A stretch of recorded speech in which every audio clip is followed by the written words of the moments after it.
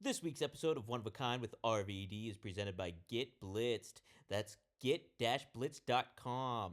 Get Blitz Let's Aid is nano-infused THC syrup, and it is a premium cannabis-infused syrup formulated with nanotechnology for fast-acting effects. And you can get 15% off your order when you head to get-blitz.com and use promo code RVD. Get 15% off. Head to get-blitz.com, promo code RVD, 15% off. It's one of a kind, baby. One of a Kind with Rob Van Dam is recorded in front of a live studio audience. Oh man, TGIF. It's one of a kind with RVD. One of a kind. Guys, I gotta tell you, you're not gonna believe who is here, but I will give you a chance to guess. A chance to guess. All right, there's your chance. It's RVD. Rob's here. Rob, how are you, man? Hey, Hey! fantastic Dominator. How you is? I'm doing good, hanging in there. It's been a wild week, a busy week, and good to be here though tonight and have some good conversation with you RVD and with the people live in the chat and everybody. We got our regular crew here. Seth is in the house already. Hey, He actually said too. I hope. Oh no, they do. Every time I go live, they get rid of the original chats and stuff like that. But he said that he signed up for Only Wrestlers and is trying to get a page made too for exclusive content and stuff. How about that? very cool, man. Yeah. Absolutely cool. Yeah, man. We had a good meeting today on the phone over the only wrestlers, and we originally thought that the website would be kind of like completed by now, and there's still little things every day that we're writing to the programmers and saying, hey, what about this or that, little things. Like I want to be able to go live, like right now. I actually hit live just for the hell of it on the Only Wrestlers, Yeah. and so if anyone's there, and they're with us, bro. And anyway, afterwards it just disappears. But I want to be able to put it on my feed so it's not gone forever. But we're also getting stories like Instagram and Facebook have stories. Maybe X does too. I don't know. But the Ooh. stories do disappear, and that disappears after like 24 hours or something. You probably know more about it than I do about how Yeah, that. stories usually does. So like if you're on like a quote unquote Snapchat kind of thing or Instagram or Facebook or YouTube stays, but everything else goes away. Yeah. Oh, okay. Yeah. So at first I was thinking, I already don't want my live um, videos to disappear. So why would I want to? And there's also videos you can put on your wall, your video wall. There's your video wall, and then there's your feed. And then I was thinking, I don't know if I want stories again, and they're going to disappear. But I thought about it today, and I took a different perspective. And I think, at least for me, maybe not for everybody, because like on Instagram, my stories are all reposts. I Oh, repost things, and but this, I was thinking about it this morning, and I think what a big benefit for me will be that since it's going to dissolve anyway and not live, hopefully for eternity in the video universe, I think we can get more candid. yeah, That'll yeah. be good. Because every once in a while, I might just want to like, boom, like pop it open and just say, dude, what are you doing? I'm doing this and I'm here or whatever. And, I don't want to necessarily have to worry about like, oh, let me make sure my hair looks good. Let me shave. And Right. if it's going to disappear anyway, then I think there'll be a lot more spontaneous shit. And if it builds throughout the day because that's one of my agendas, then I get it. I see how the story could build and how you'd want people to get used to checking into it all the time. Yeah. The only thing you'd have to probably be cognizant of is people doing screenshots and stuff if there's certain things you don't want. Because Right. you see that all the time. The dirt sheets fucking do that all the time where they, hey, look at what CM Punk did on his Instagram stories and then that's gone or whatever. And then, so that's the way they keep it around a lot of the times. Yeah, there's always going to be that. There's always going to be the threat of hackers. Right. But, All that stuff going down. Um, guys, if you want to get a super chat in, go to rvdtv.com. You can hit a super chat and help out the show, get the word out. But you can tune in live right now on Rob Van Dam's at the Real RVD on his YouTube channel on rvdtv.com. And guys, as we mentioned the past couple of weeks, Only Wrestlers has launched. So take a look at that. You can sign up, create an account for free, and then see who's on there. Rob's on there for free. Katie Forbes on there for free. It will always be free, but for people that sign up now, you get 30 days free, and then you can cancel or you start getting charged when we're done with this phase 1 of trying to sign everybody up. So Katie and I will always be free because we are in the administration, and so at least check us out and see what we're doing. And a lot of the wrestlers so far during this phase aren't wanting to put much content into it yet because they're waiting for the next phase. So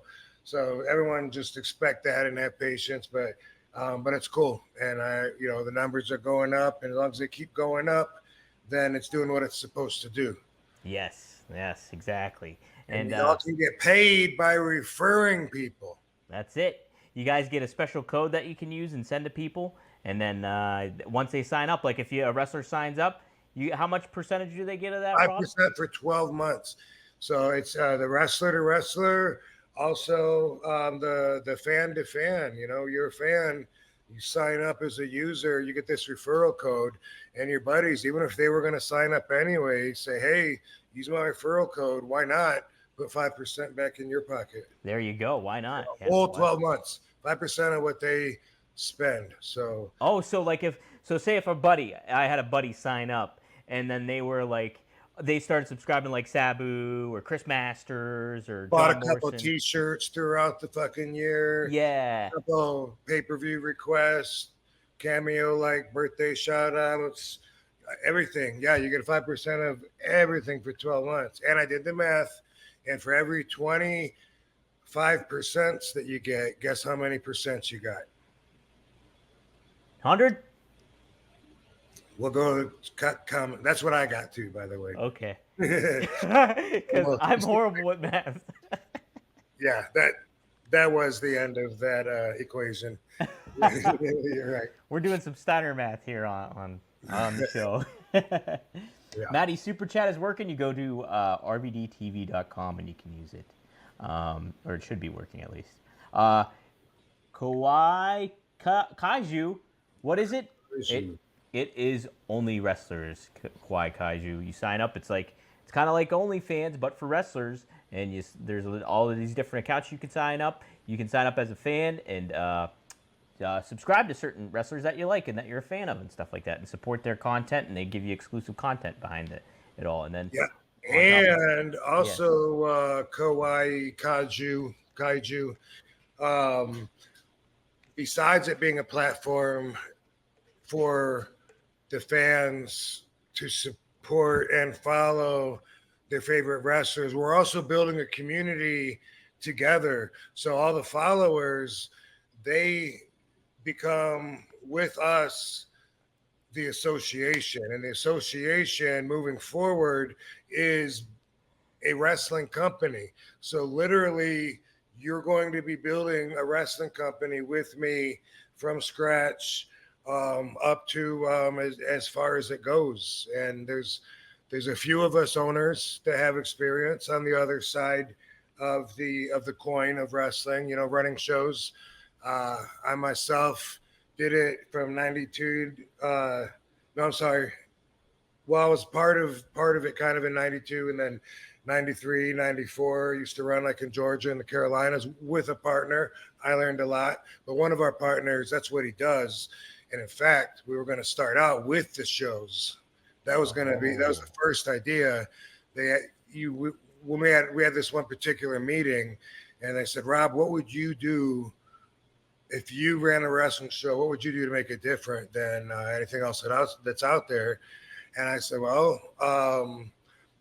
I think maybe I would have the fans' input determine the structure of the show. In other words, I always had this idea of maybe having your list of talent that's going to be at the show, and then you have the fans vote. The way I always thought of it, it'd be cool to do it during the show, and then you go around and you record you telling the wrestler, like at the beginning of the show, who they're going to wrestle. So, you go up and, Hey, New Jack, whatever. You ready to find out who you got tonight? Man, I don't care who I got, man. I like to put out this bad energy. And people judge me and don't talk about the dead. And then it's like, well, the people voted. You got Kid Cash, man. Fuck Kid Cash, that fucking motherfucker.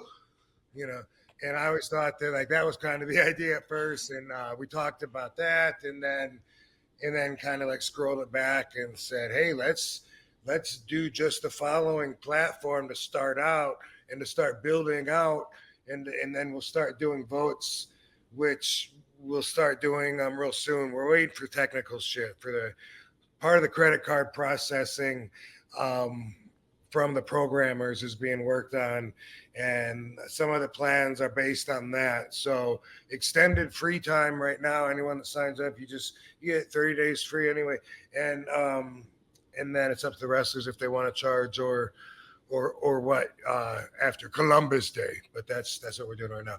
And anyway,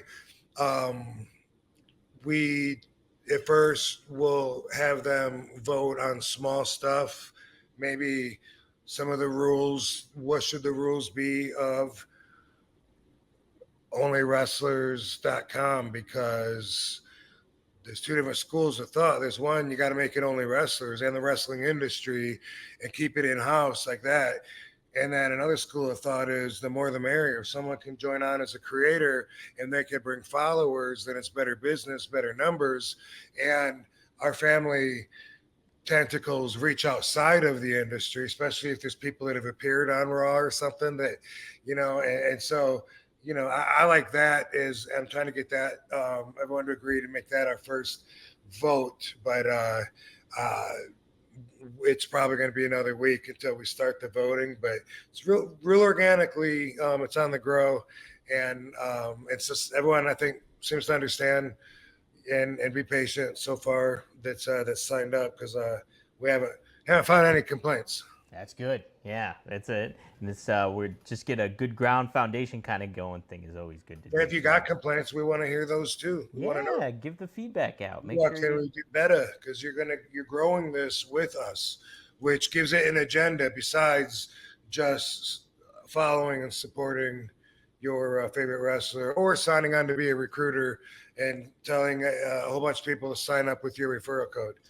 Either way, you got an agenda too. You can cast a vote soon. So, and your power grows from there. Like the bigger the group of followers and the company grows, the bigger the association grows, the more leverage, the more voting power, the more important decisions will be at stake. So, been working on it for a long, long time. It's thought out pretty well, and I'm hoping that most people will appreciate it. Absolutely, yeah. Should be a neat thing that grows and continues and kind of transforms over time too, so. Hopefully so, yeah. We're building a community. That's how communities are built. A little community. Speaking of communities, I got to give a shout out to Nesha here. She says, hey, Don, been a while, what's up? She was originally, 5 years ago, she tuned into the show that I used to do with my brother Marcus, and so now she hooked on to here. So what's up, Nesha? Join up, take a look and see what's going on at Only Wrestlers and all that stuff. It's good to have you back in the mix. So, what up, Ness? Yeah. Hey, what's up, everybody? Today I got a special treat for all the bald kings out there like me. We're driving into the ultimate head grooming duo from Manscaped, introducing the Dome Shaver Pro Head Shaver and the Dome Soother Head Aftershave Lotion. Let's get into what makes these products a game changer for head care. First, let's talk about the Dome Shaver Pro. This little beast comes with 5 premium rotary blades optimized specifically for head shaving. These blades are designed to give you the cleanest, smoothest shave possible. One of the standard features of this shaver is Manscaped's skin-safe technology. This means you can shave confidently, knowing you're less likely to experience nicks and cuts, whether you're new to head shaving or a seasoned pro like me. This feature offers peace of mind. Now let's talk about versatility. The Dome Shaver Pro is fully waterproof, so you can use it wet or dry. Take it into the shower for a quick and convenient shave, and cleanup is a breeze. Manscaped has also introduced Flex Adjust technology with this shaver, so this helps each blade stay close contact with your head, adapting to the unique contours of your scalp for a more precise and comfortable shave. I know when I shave my head, whether it's with a Bic or anything like that, never gets the cool, smooth kind of cut that you're looking for and everything like that. It doesn't get you everything. You got to go over it several times. Big hassle. Powering all this is high performance 9,500 RPM motor. This powerful motor provides a consistent and efficient shave every time. No more dealing with patchy or uneven results. Like I just said, the Dome Shaver gets it done. The rechargeable batteries offer up to 90 minutes of runtime, so you can get multiple shaves before needing to recharge. One of my favorite features is the magnetic blade head. This makes cleaning and replacing the blades incredibly easy. Just pop the head off, rinse it underwater, and snap it back on. Simple and hassle-free. The ergonomic dynamic design makes it easy to hold and maneuver, giving you comfortable and precise shaving experience. No more hand cramps or awkward angles, just smooth shaving all the way. And for those of you who are always on the go, the travel lock feature is a lifesaver. Engage the travel lock so your shaver stays powered off in your bag, preventing any accidental activation and saving battery life. Now let's move on to the perfect companion for this Dome Shaver Pro, the Dome Soother, the head aftershave lotion. This lotion is dermatologist tested and is formulated specifically for the scalp.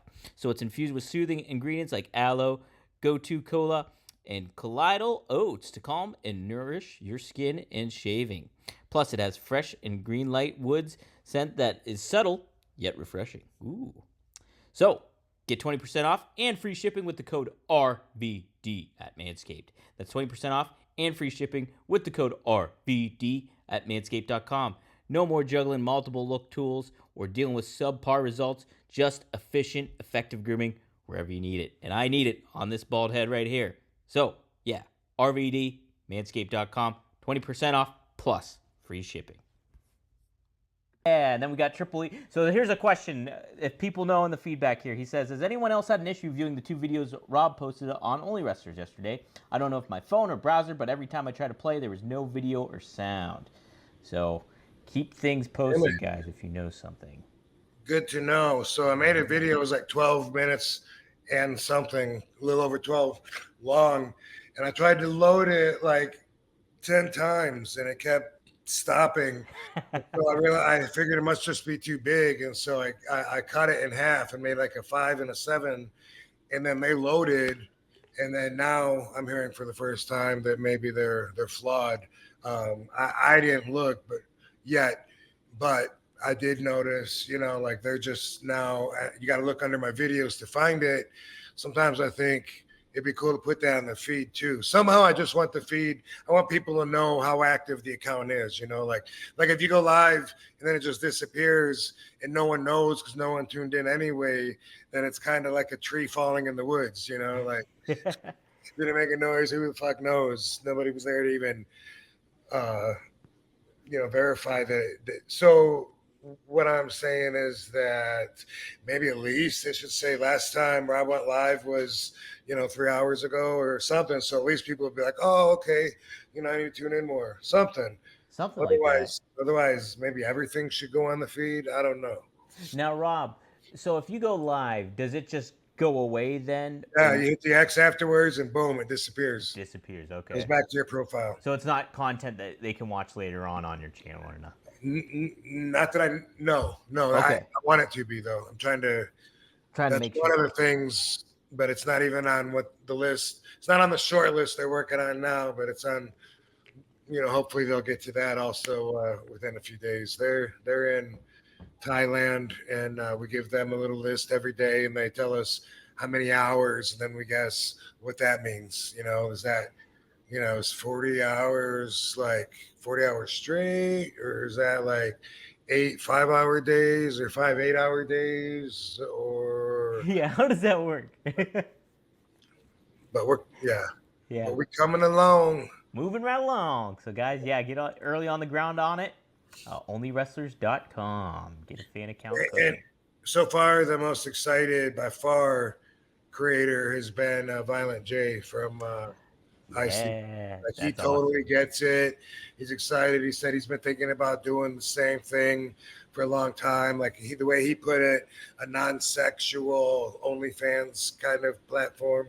And he's just like, man, I want to open up one for for JCW and one for myself. And my man, the Juggalos are going to love this, and I'm excited to have him on board. And those are the guys, those are the people that are probably going to do really well. That take control, and we can only try our best to assemble the community, but we can't funnel people, the followers to go any particular way. We can try to recommend and feature and stuff like that, which we will do, but when it comes down to the ones that are the most successful, they'll be the ones that say, wow, this is cool that this platform is here for me to use to operate and run like my own business, Yeah, heck yeah. Yeah, dude, Violent J is awesome. What a great addition he is to it too.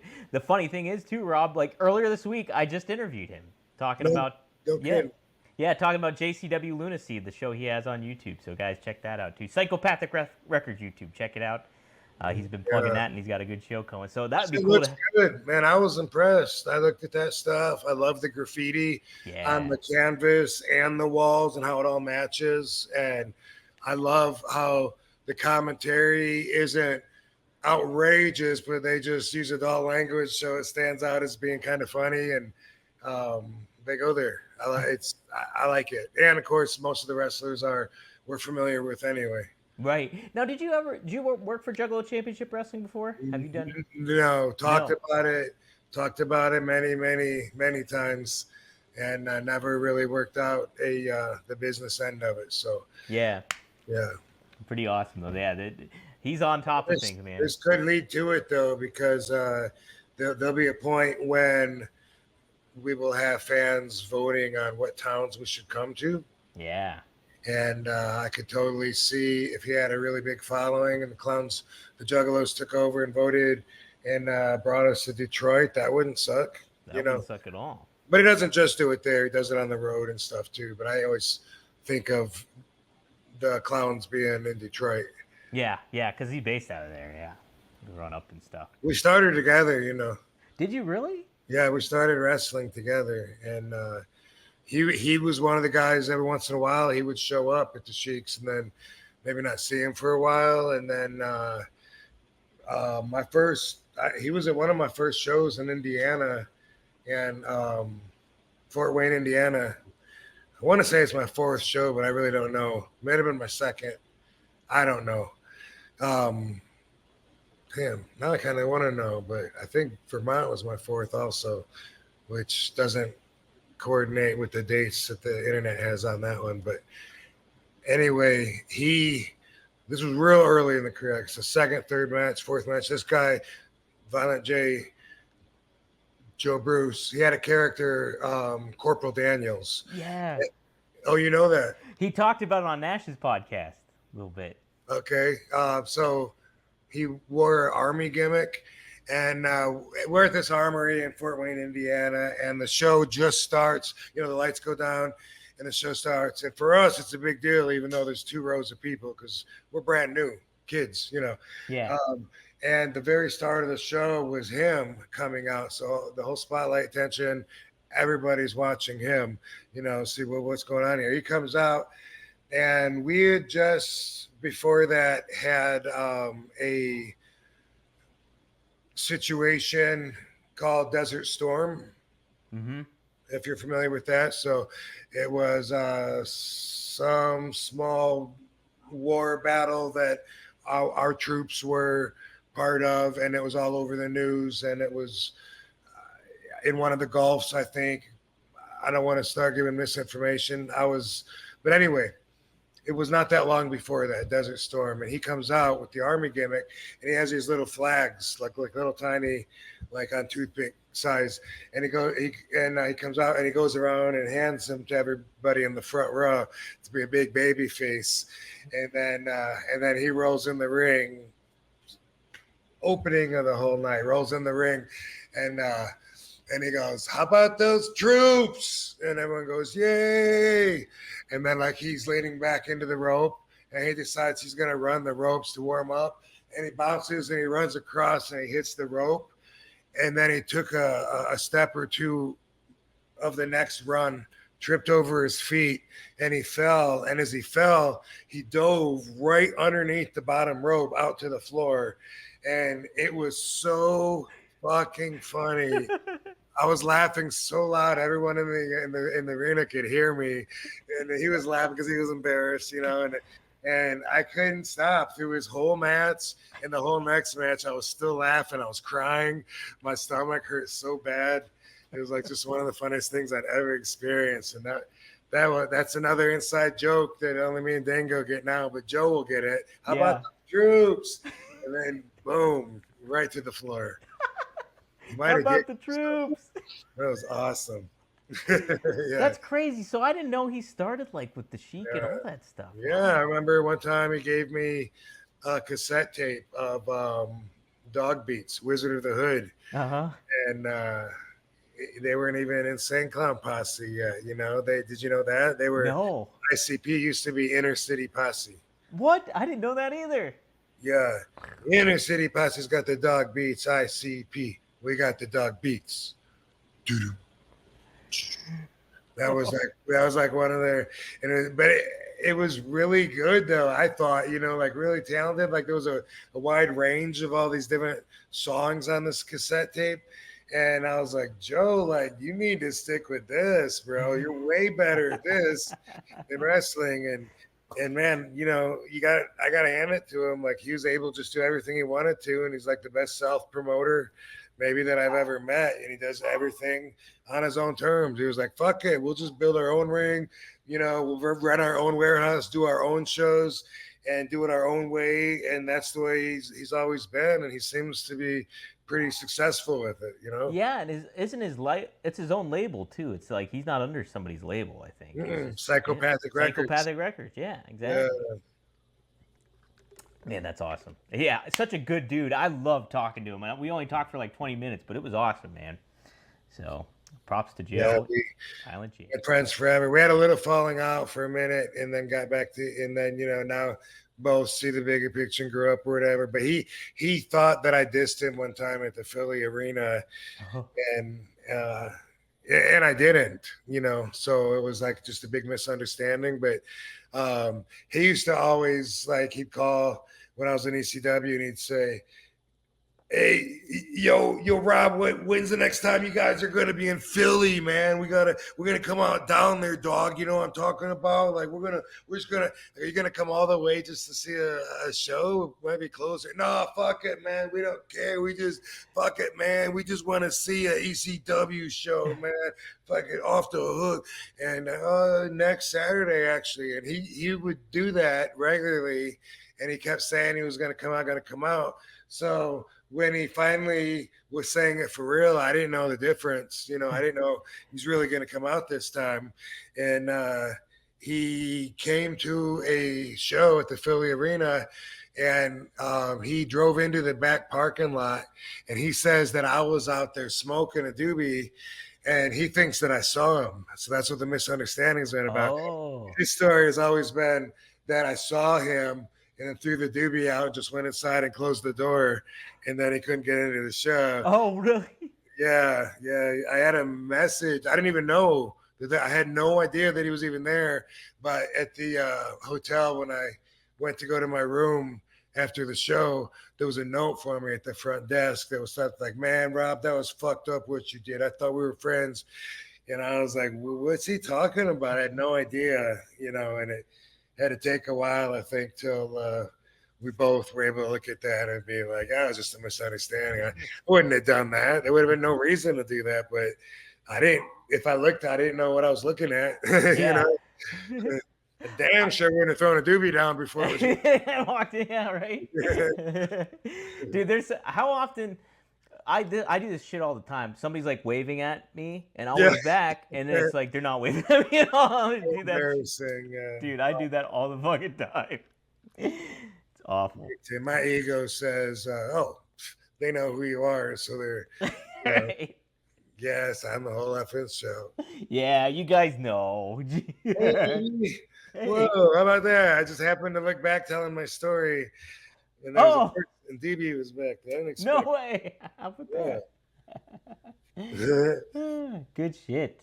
Yeah. Hey, Maddie, post that joke you posted again earlier because it deleted it for some reason. So in the chat, post the joke again. Frankie has a good question though. He's been hitting up every week with good questions here, Rob. Cool. Frankie Turizo. I hope I said it right.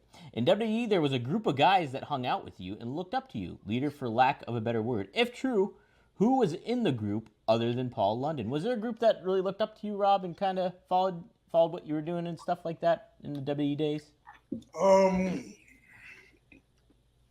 who knows? Who knows?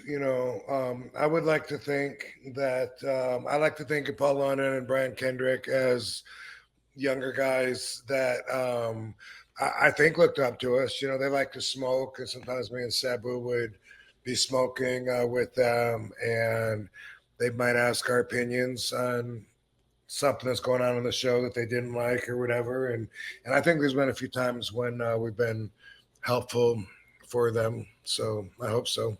Yeah.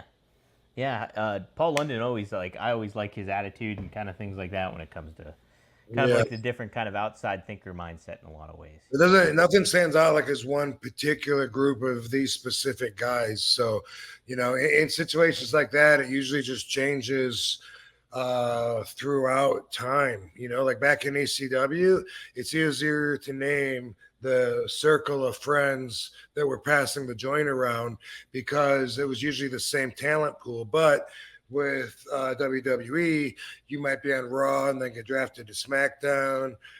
You might be hanging out with someone and then all of a sudden they get let go. They're injured, whatever. And so there's always groups like that are always like kind of changing and be morphing into different groups. Yeah.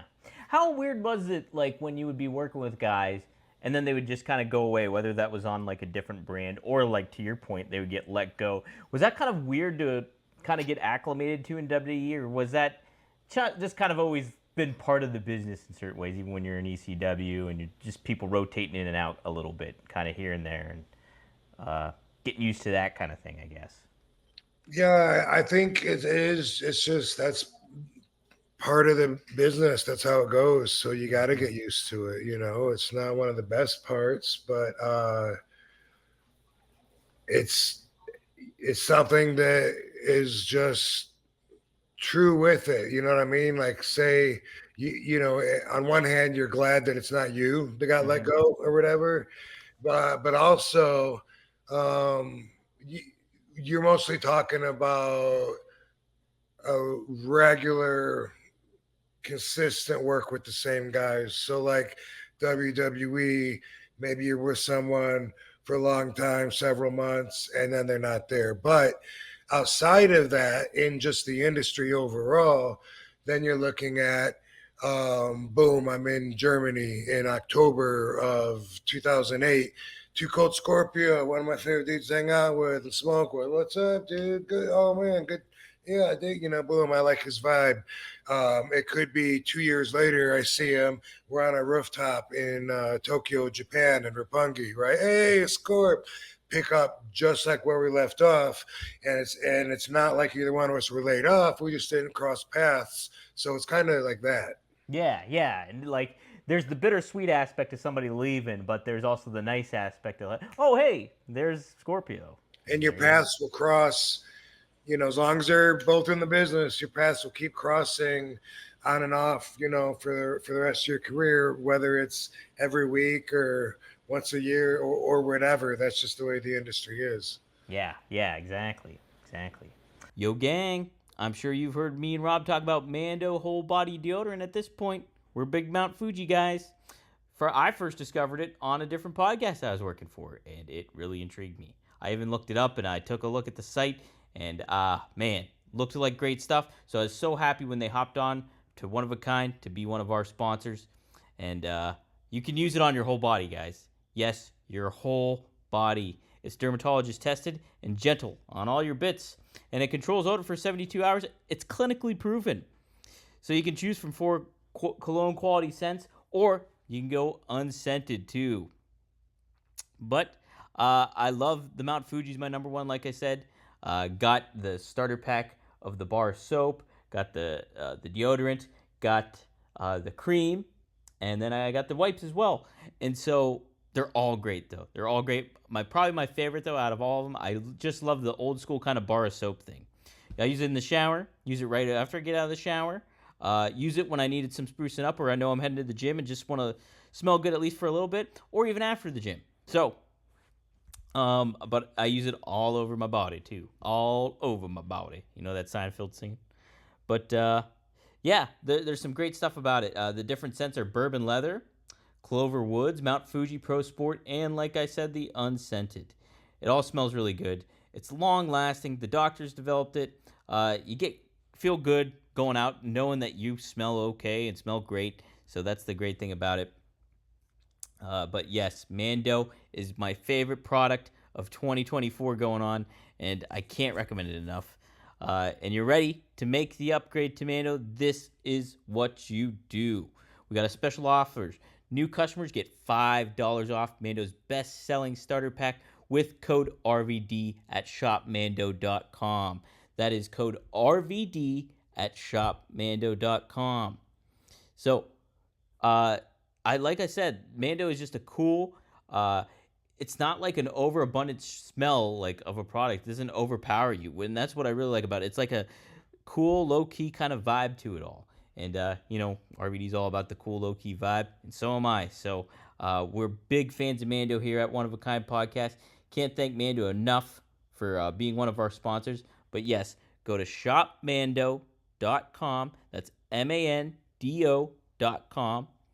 And use promo code RVD. Get $5 off. That equates to over 40% off your starter pack. So be sure to use it. And we thank Mando for being a sponsorship of the podcast. Shout out to Jim D. Again, third week in a row. I think he just gives us $10. If you got a question, man, ask it. But thanks for the $10, man. We appreciate it. Thanks, sure. Jimmy Dean. Jimmy Dean. How about that?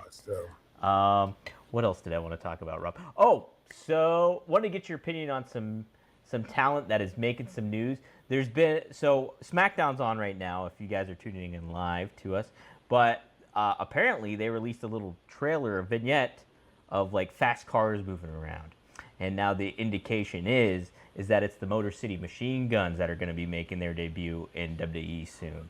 Because I think there's a skyline of Detroit or something that's in the shot or something, and they've been really heavily reported that they've signed with WWE already. So, but I just want to get your thoughts just on both Alex Shelley and Chris Sabin of the Motor City Machine Guns, Rob. Yeah, man, I like those guys, and when I think about it, they were kind of really ahead of their own time because they were more like a lot of the tag teams are now, as far as the thinking outside of the box, the advancing one or two steps on moves that are already there, the tag team maneuvering. Like I remember watching them back in Impact Wrestling, and for me, like seeing them do that was one of the first tastes I got of what was to become of the wrestling style. Fellow Michiganders, but I always got along with both of them. I think they're great kids, as we say in the business, and I respect their hustle because they've been out there working hard, working a lot. I know, hoping to get their just dessert. A little early for their flowers, but at least their opportunity. Let me put it that way. I know they've been working hard and doing all the right things to expect to get a decent shot at being big stars, and so I'm glad to see that come to fruition. Yeah, TNA, obviously they had the established stars back over 12, 14 years ago with you guys and everything like that. But I remember really being hooked on to Alex Shelley and the Motor City Machine Guns as a duo because they were just such a unique team. They were fast. And like you said, they were kind of ahead of their time in a lot of ways. So it's neat that they're finally getting the opportunity to kind of get their presence known on WWE, on like the mainstream product and kind of getting their just desserts, what they've really been working towards. And I think they could potentially really set a new tone for WWE's tag division, I think, too, still at this juncture. And Chris Sabin was banging Velvet Sky. So Really? Wow. Well, how that's about that? another pro for him. Man, how about that? Man, that is add that to the resume.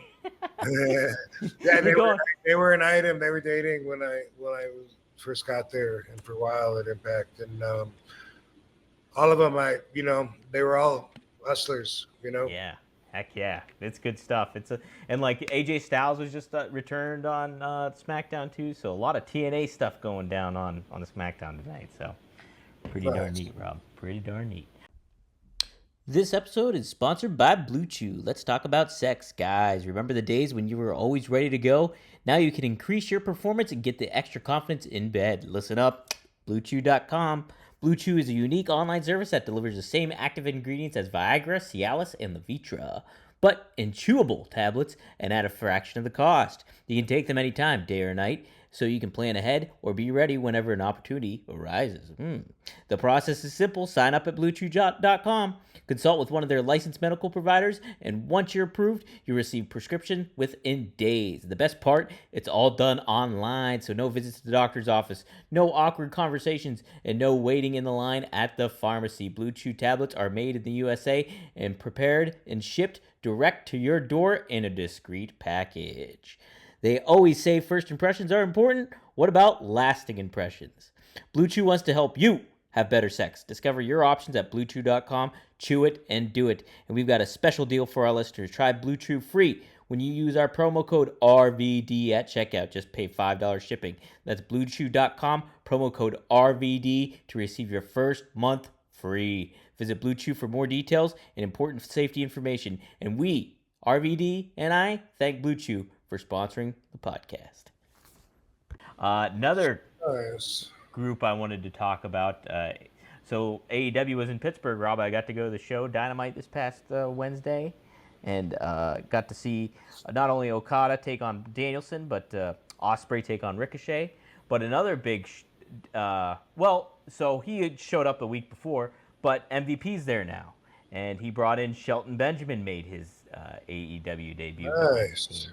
So, and the other report too, and it's pretty, I think it's basically confirmed, is that Bobby Lashley has signed with AEW as well, and so he's coming into the mix too coming up. But wanted to get your thoughts on each of those guys. I know you told a great story about you and Shelton racing up the escalator the one time. Well, racing down the escalator that was going up. Yeah, that's right. That's what it was.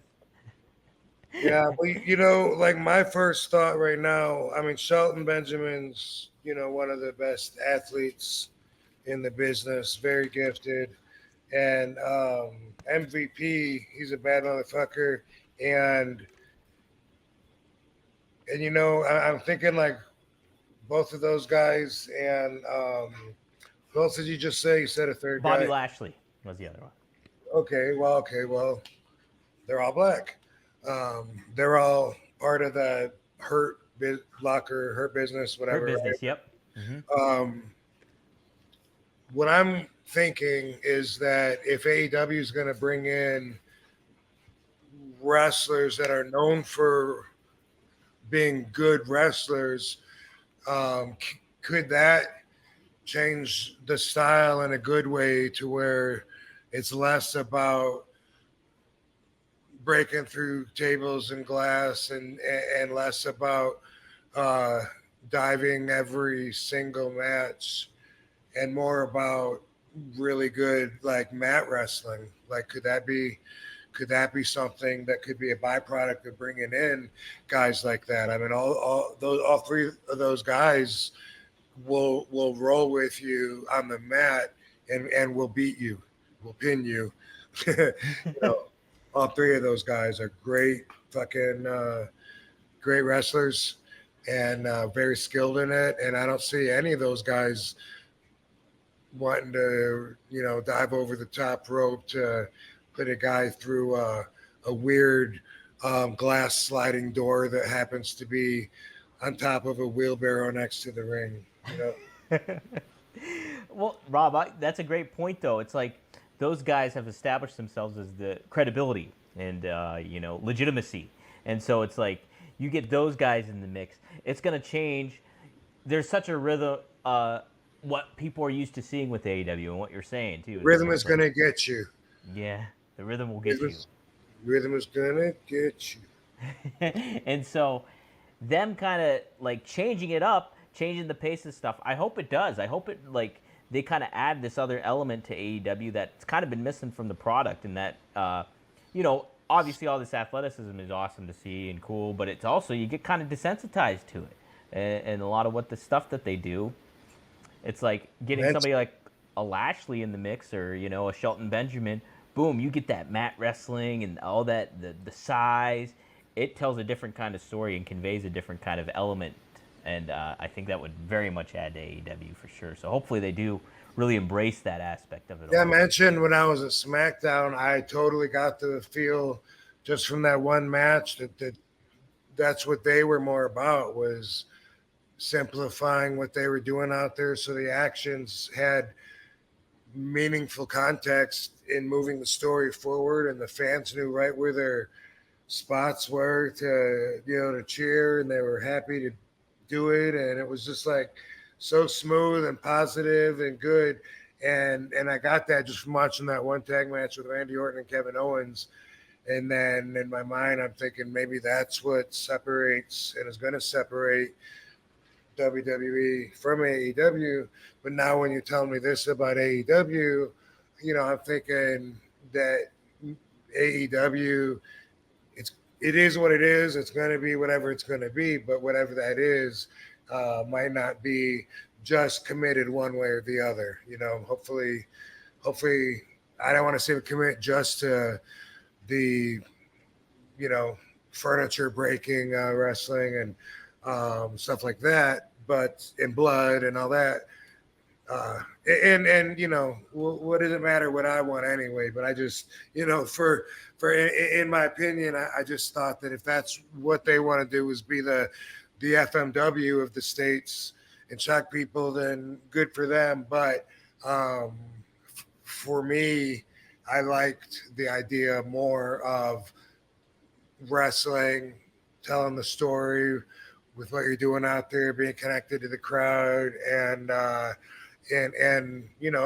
preference thing. Let me just put it that way. Really, what it comes down to it's just a preference thing. Tony Khan ain't gonna listen to any of the fans saying you're doing too much of this. I don't think he would. Would you? Right? It's like, yeah, if you're hearing all this kind of different feedback, we're just like, okay, well, yeah, you're gonna do what you want to do. If you're the boss, you're gonna handle it how you're gonna want to. The only place where the fans will be listened to is going to be only Wrestlers Association. That's right. It's true. That's the whole point with it. But that's what I feel about that. And awesome.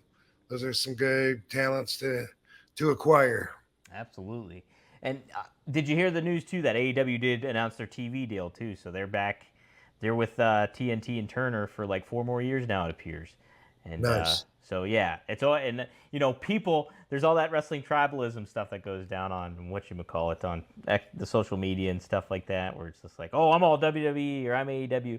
But like anytime you get stuff like that happening, it's all good for all of wrestling, So. What exactly does the term tribalism refer to? Is it because I hear it in different contexts, I think, although it probably is similar to the basis of it. Is it just about is it about getting behind and subscribing to just one person or something like that? Or kind of, yeah, that's kind of what I've been getting a gauge from it for, is just like, yeah, okay, say you're a big WWE fan and you just really want WWE to succeed, so you hate AEW and you don't want them to succeed, or vice versa. It's just like, oh yeah, WWE does it all wrong, and AEW is doing it the right way, and what I want to see, and like I hope WWE screws up and fails, or I hope AEW screws up and fails. So that's kind of like the tribalism aspect that goes on with things. And then I think you kind of get that too with certain talent, if people pick a star that they like or something like that, maybe too. But it's kind of that's the term that's been floating around. Yeah. Mm-hmm. All right, that makes sense. Yeah. Hey, no tribalism here at One of a Kind with RVD or at Only Wrestlers, So sign up there, guys. OnlyWrestlers.com. No. Seth, thanks for the $20, Seth. I just want to say that I love the NXT women's division. The girls are all young, beautiful, athletic, and hungry to improve. For my money, Roxanne Perez's heel championship run is the best thing going. Favorite women workers, RVD. Who are your favorite women workers, Rob? Well, I am going to, unfortunately, discount a lot of qualified women because I don't know them or don't know their names. So, unfortunately, I'm working with very little in my head as far as You know me? Katie. Hey, yeah, that's right, Katie. For sure, have no doubt. Yeah. But as far as Oh, yeah, you like Leilani? Leilani, because she does RVD moves. Oh yeah. She just celebrated 2 years too at WWE, so she's really cool, and she's the North American Women's Champion right now. Very cool. Yeah. Very cool. Yeah. I don't know. A lot of them are really cute. And some of the ones, I mean, we like Sasha Banks. Yeah, she's great. She's great. And Jade has the best body in all female wrestling ever. JWoww. No, Jade Cargill. Jade Jade Cargill. Yeah, Jade's awesome. She's got quite the presence about her too. It's just like, and she's got like that transitional kind of star where it's just like you can see her in movies or anything like that too. So. And Selena Majors. Selena Majors. Hey. Bambi. You don't know who that is, do you? No, I don't know. Okay. Okay.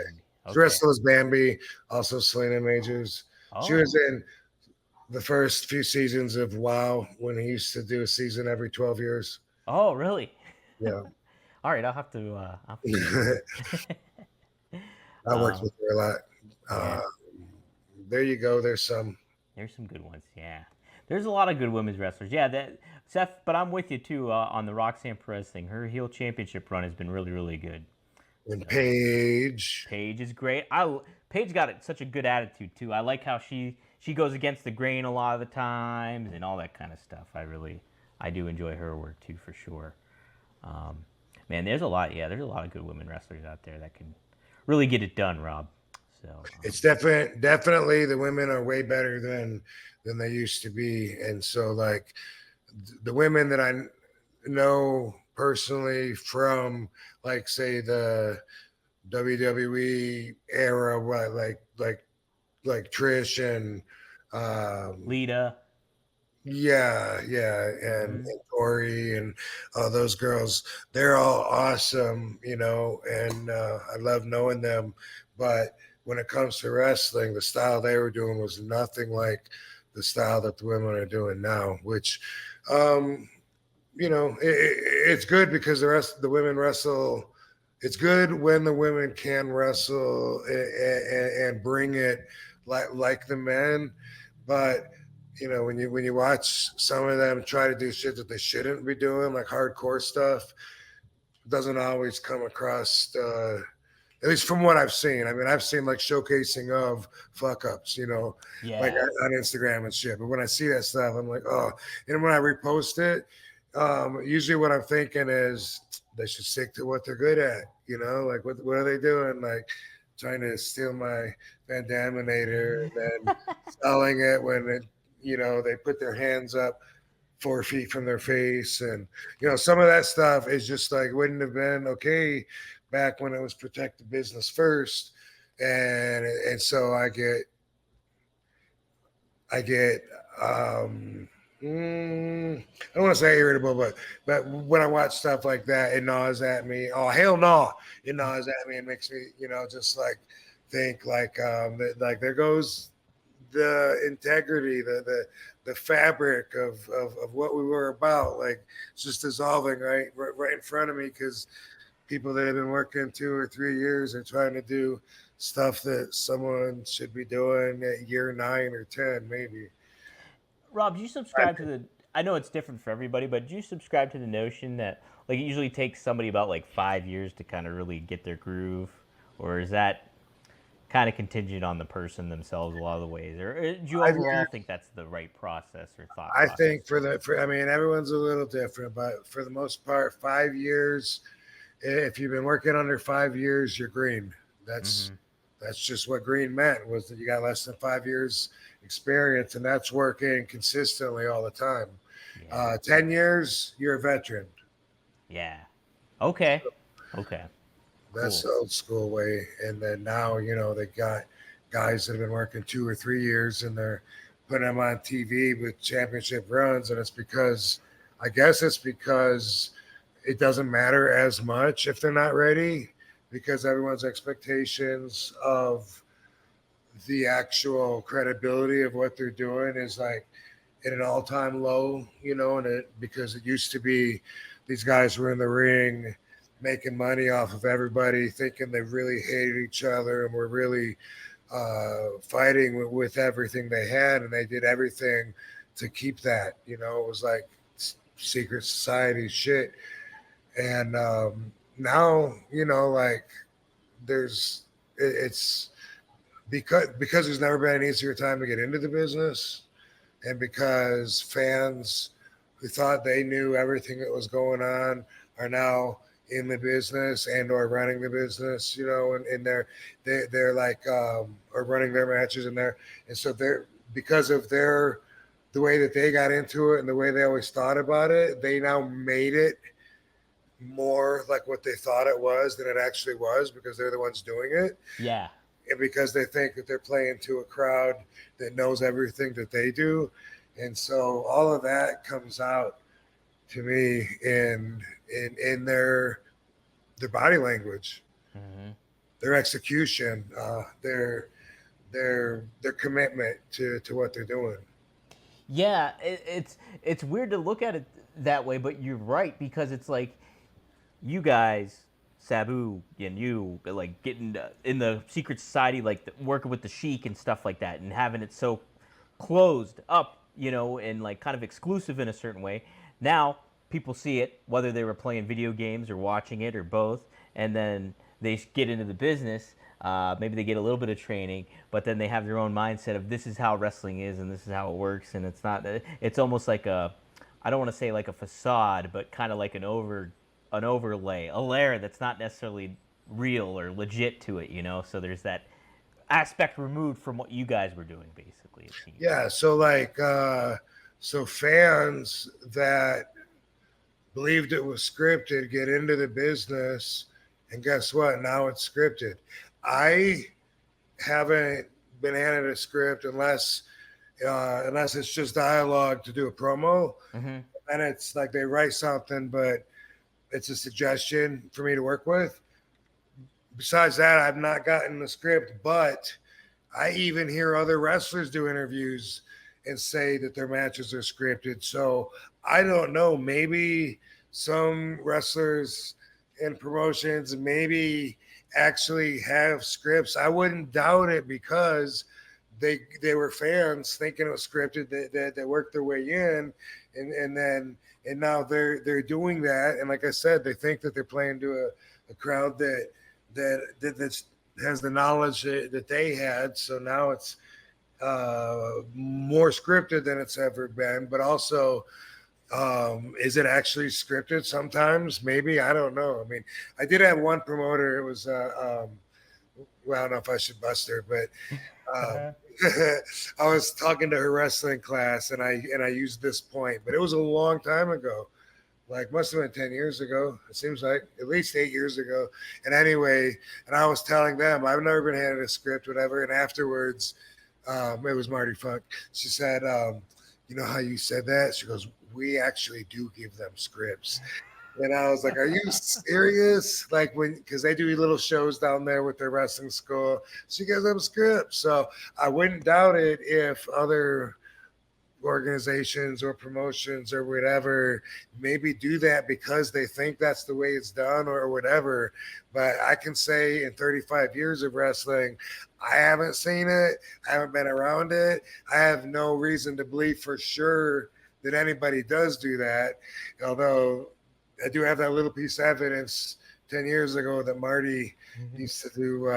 But I can see if it's just to give like you could script it for a student just to give them a sample match and you want to walk them through it or whatever, I guess that's a little different. Yeah, yeah. I never really would think like it was like all written out or anything like that because, I do hear people always obviously maybe rehearsing stuff or certain things like that before a match and everything. And that's kind of what I want to ask you. Has a wrestler ever came up to you and wanted to like go like verbatim of what they had planned for a match and certain things like that? Where Oh, just of course, dude, yeah, of course. One one time that might be worthy of mention. I was wrestling in, I think it was the one in Canada, and it was a three-way match with me and two gents in Ontario. But anyway, yes, exactly that happened when they came over. Suggestions, they're like, well, what do you think about this? Like, boom, boom, boom, like boom, lock up, give you a kick, lock up, give you another kick, could give you another kick, but you pick your leg up and you kick, and then you do this and you do that and you do that, and you shoot me in, and I do this and I do that.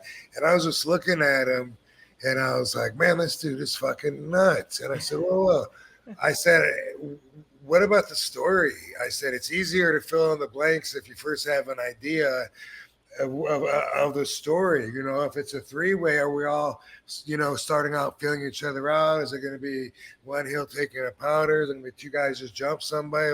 Like once you get the story, all that little shit you can put in there. You guys are fucking nuts trying to remember move for move without even knowing where the fuck it's going, but yeah, so that's my answer to that. okay, because I know I've actually seen like behind the scenes like people the wrestlers going over the whole thing. And the funny thing is there was a legend back there too, and then he saw them going over it like in front of them in like the green room, and then he saw them rehearsing it in the ring because there was a screen that was showing the ring that they were gonna do it on, and he was watching. He's like, "What the F is going? Like, why the fuck are they doing this? Like, how are you gonna remember all that shit?" And then on top of it, yeah, what if the crowd changes or like they don't get into it, and you have to tell the story in a different way to get the crowd invested into it? It's just it's like you're taking an element out of the thing by rehearsing it. But that is how it's changed into where it's more of like a little piece of action. Yeah, yeah. Yeah. Well, so guys like Macho Man and I know DDP, they were known to like plan everything out, right?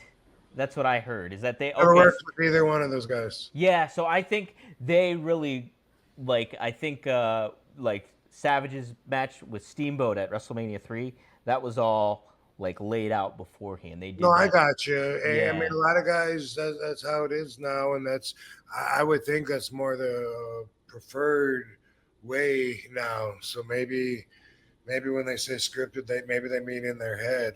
I don't know. That could be it too. Yeah, I don't even know. But yeah, then there's the opposite.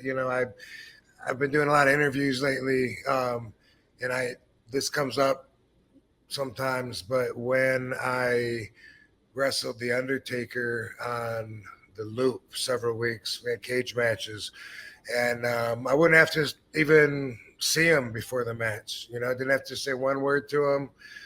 I had a pretty good idea how it was going to end up, and there was no need to talk about anything else. And we go out there, and they probably weren't the very top of all of my fans' favorite matches ever of mine, but they definitely were decent matches where the crowd was into it. And I just say that because they were live events, not even on TV, so I don't even remember what we did, but just experience. He's been doing it forever. I've been doing it a long time too, and didn't have any need to even think about what I was going to do till I went out there. Is there somebody like Sabu's? I'm sure an obvious one, but is there somebody that you're just like you're gonna have a match with, and you're just like, oh, this is gonna be an easy night because you just know that you got that good? Is there who else is like that for you? An easy night. Well, I mean, I'm always going to work hard, but yeah. So,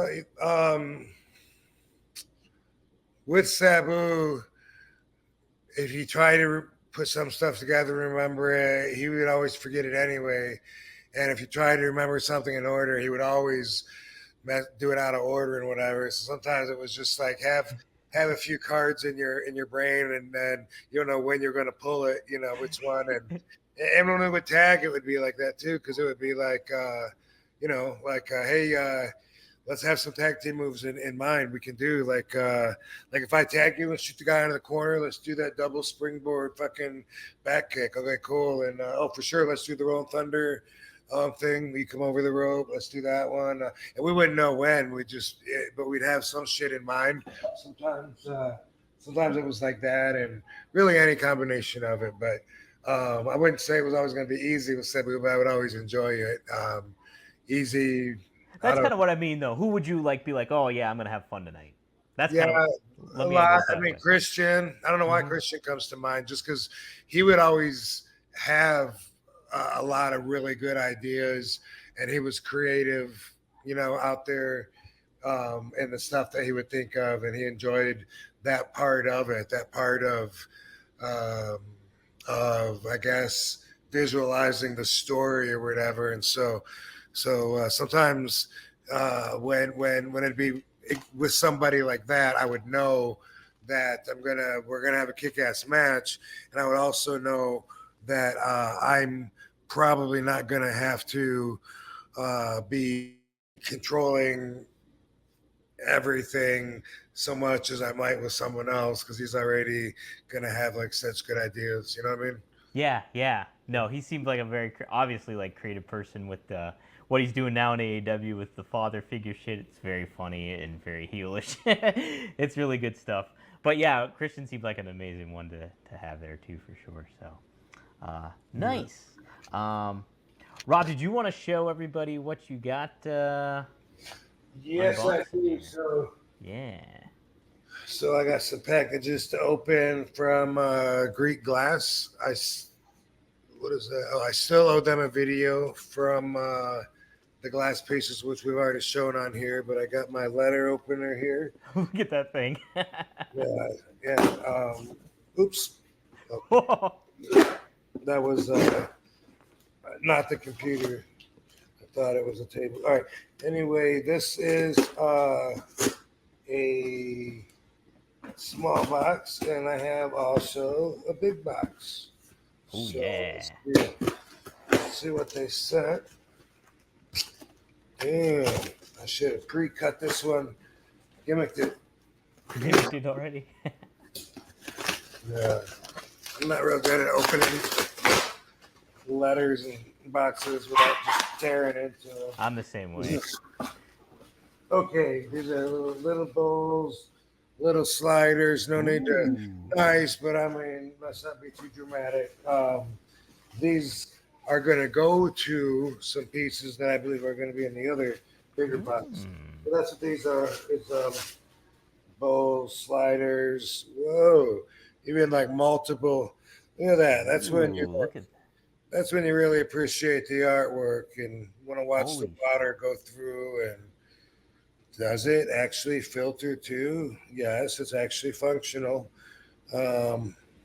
So you can watch the water bubble inside there. Pretty cool. Let's see what that stuff goes to. This box is much bigger. Yeah. Oops. I might have told this story. This is a Yeti. I knock my drink over at least once every single day. Every day. And it was a long time ago that I told that story to the guy that was ripping me off with the RVD CBD thing. And anyway, he got me that. It's a Yeti because it has a lid on it, because I told him way back then, 2 years ago, that I was so clumsy and I knocked my drink over every fucking day. And so at least 2 years now I've had the Yeti with the cap on it, and I still fucking knock it over every single day, at least once, sometimes twice. And I always tell Katie, like, you're not gonna, just like you say, guess who's here? You're not gonna believe who just knocked your drink over again. Not gonna believe it. Sometimes the cap stays on, and sometimes it just falls off, and the drink goes everywhere. So it's usually after I spend a lot of time putting stuff in it, you know, like I put some pre-workout in it and then put a little citrulline, little glutamine, little creatine. Maybe I'll put some brain octane in there, some liquid minerals, and then stir it up, put some ice in it, and then set it down, and then boom, spill it all over the Spill it all over the place. Yeah. Dang it. It's things like that that keep me humble. It is. It definitely keeps things in perspective, Rob. Yeah. I trip over shit. I run into walls. It humbles you. All right. These are gonna take about an hour to unravel. Oh man, look at all that bubble wrap. Bubble wrap, bubble wrap, Bubble wrap. bubble wrap. Guys, you can get this stuff too. Go to www.rvd420.com, by the way, if you like what you're seeing. So once they got some really cool products there. And even if you don't smoke, I think it's cool looking and to have on display stuff if you collect that kind of thing too. Are you barking at me, really, Lovey? Who are you? Okay, well, Ooh. it took a lot of digging, but when we got to it, look what we got. That. Look at it, yo. Heck yeah. Oh, look at that. Yeah. Yeah. And like I said, we got the other. See if you want to put them in there. Is that a bowl? Nope, that's another slider. Anyway, I got like 3 of these, and it takes so long to unwrap them that I think we should talk while we unwrap them. And so here's something that I was thinking that I thought might be worth talking about. Because when I do the RVDology, it's cool that people say, hey, you helped me with a challenging time and blah, blah, blah. But I know that usually people don't think the same way that I do. And that people that don't agree with me don't seem to, maybe they're just not inspired to come forward, or maybe they don't exist because I make too much sense.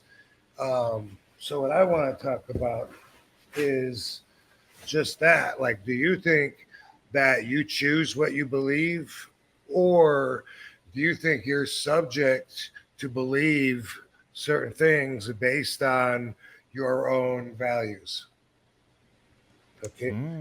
Here's the next guy up. Ooh, look at that one. This guy Yeah, up. let me It's zoom in got there. the gimmick in the middle there. Heck yeah. Don't know what it does when we put water in it, but I will find out. Gimmick up there as well. Okay, so what is that? Is that going to funnel the smoke through in a cool shape? It must. The smoke can't go through without going through that shape there. So we're going to have to try this motherfucker out. Dang, look at that. So I think, because a lot of people say, well, I choose to believe this. I choose to believe that. I think that we really can't help what we really believe. I don't really think it's so much of a choice. I think it's what makes sense to us, what we partake, what we consider most likely to be true. Mm-hmm. And I think that's based on information that we have and how our values respond to that information. I'm gonna tell you a couple. I got 4 subjects right here. I'm going to tell you that I think most people are going to not believe the same thing that I say I believe when I read the headlines. But then I want to explain to you and see if I can either reset your values or your perspective of your values enough to where that changes what you thought you believed. Okay, I got 4 of them right here, and I wrote them down.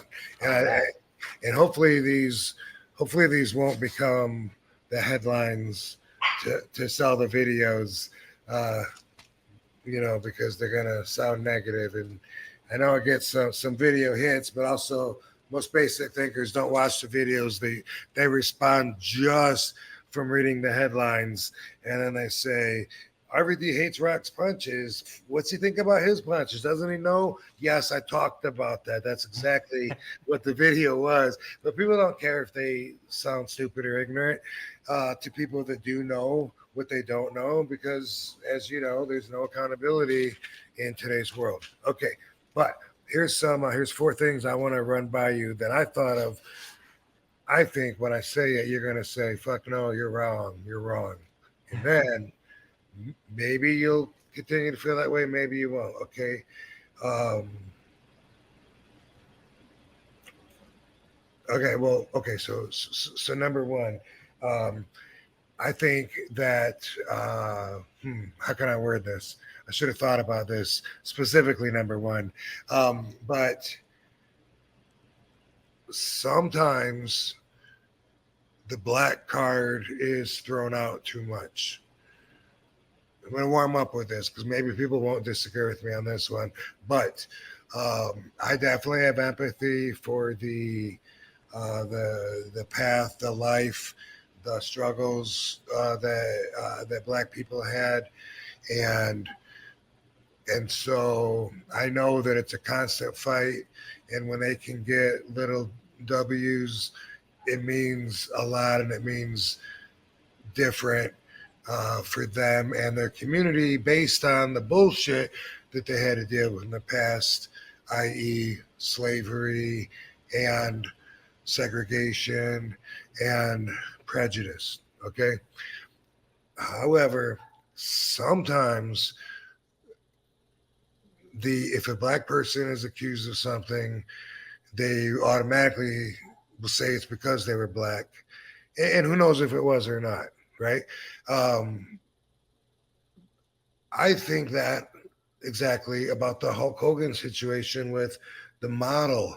If you don't know the story, his All American beer was running promotions. They had a girl that was working, and then she got let go. And then there's like three other girls. Now, the three other girls that got hired are white, and she was Black. And so the idea is that a lot of minorities will look at, they'll say that's why.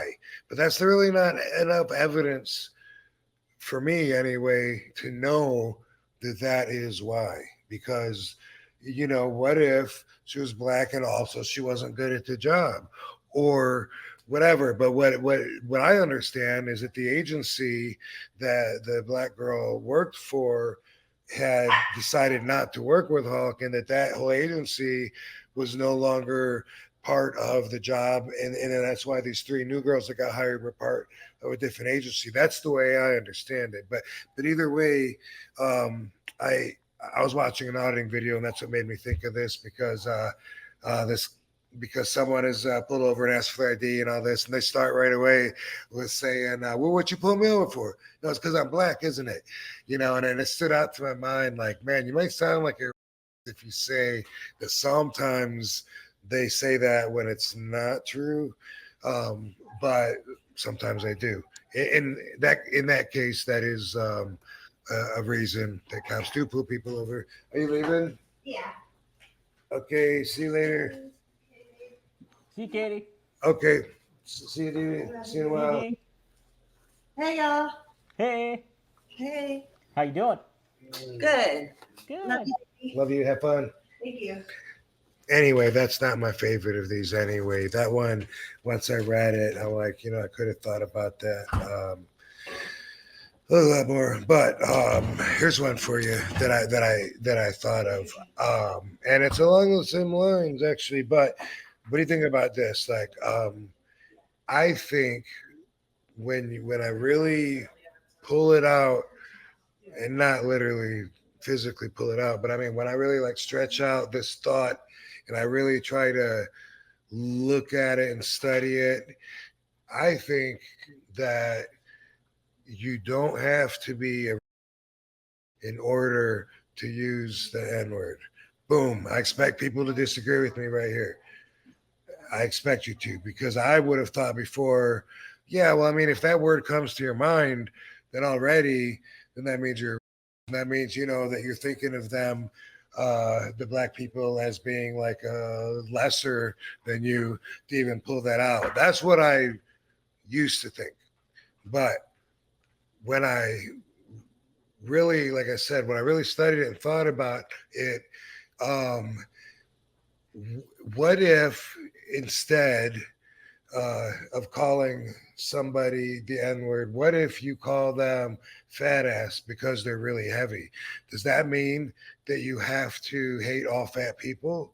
Or does it even mean that you think less of fat people? Maybe, I don't know, but I'm thinking that here's what I notice. When people argue, they try to, especially when they run out of logic to argue with, and trying to make their point doesn't become, it becomes less relevant to their agenda, and more so they just want to get a W, so then they resort to insults, right? Yeah.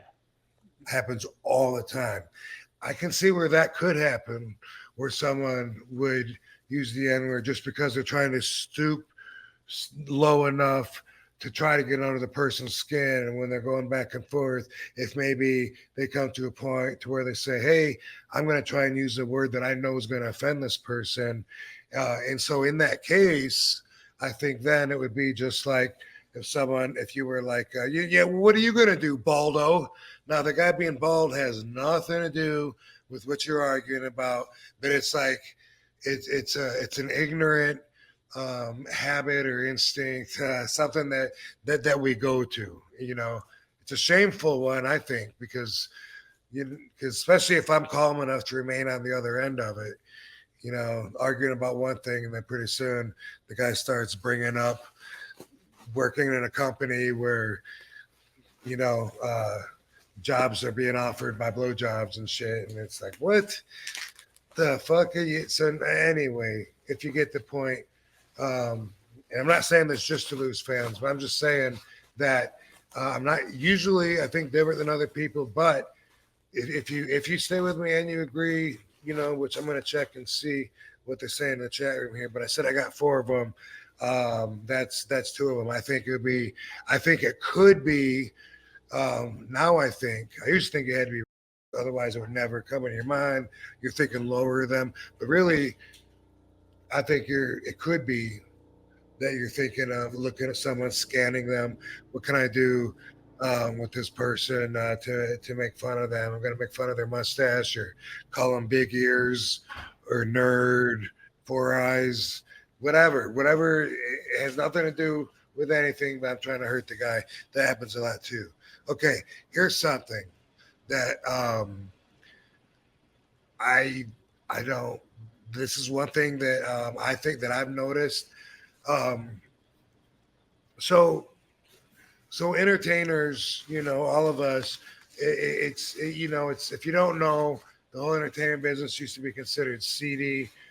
Entertainers, actors weren't allowed to stay in certain hotels and restaurants and stuff when the stuff was just becoming part of culture, because culture was so religious and everything was so based on what the Bible had laid out for people. You didn't get divorced. Even if you were an adulterer, it was better to stay together, even though you're stopping at your side hose job on the way, or house on the way home, or whatever it is. But anyway, a lot of people look at, I don't know if it's a lot of people, but I think that there's a lot of people that I've worked with that have questionable values or morals, and what does that have to do with me taking their money?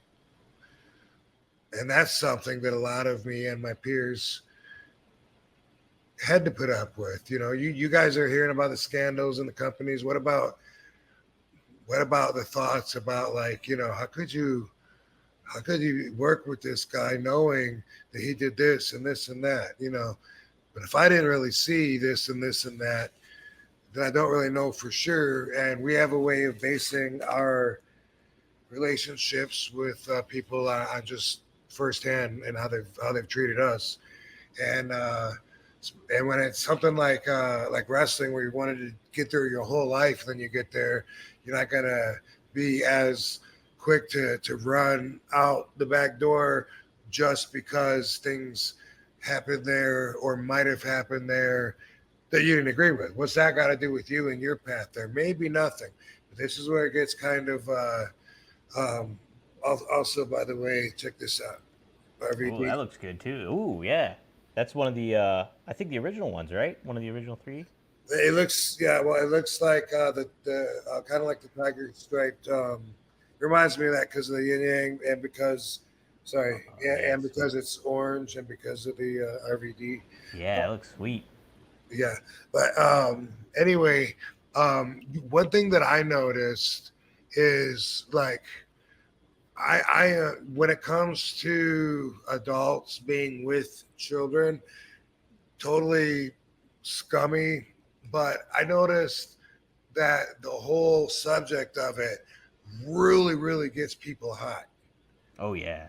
Yeah, and sometimes I think maybe I should be madder at it than I am. Like, why is everyone so much madder than I am at the whole pedo thing? And it's not, and I have no experience actually like seeing it or seeing a victim of it or anything like that, or else I'm sure I would have a different perspective.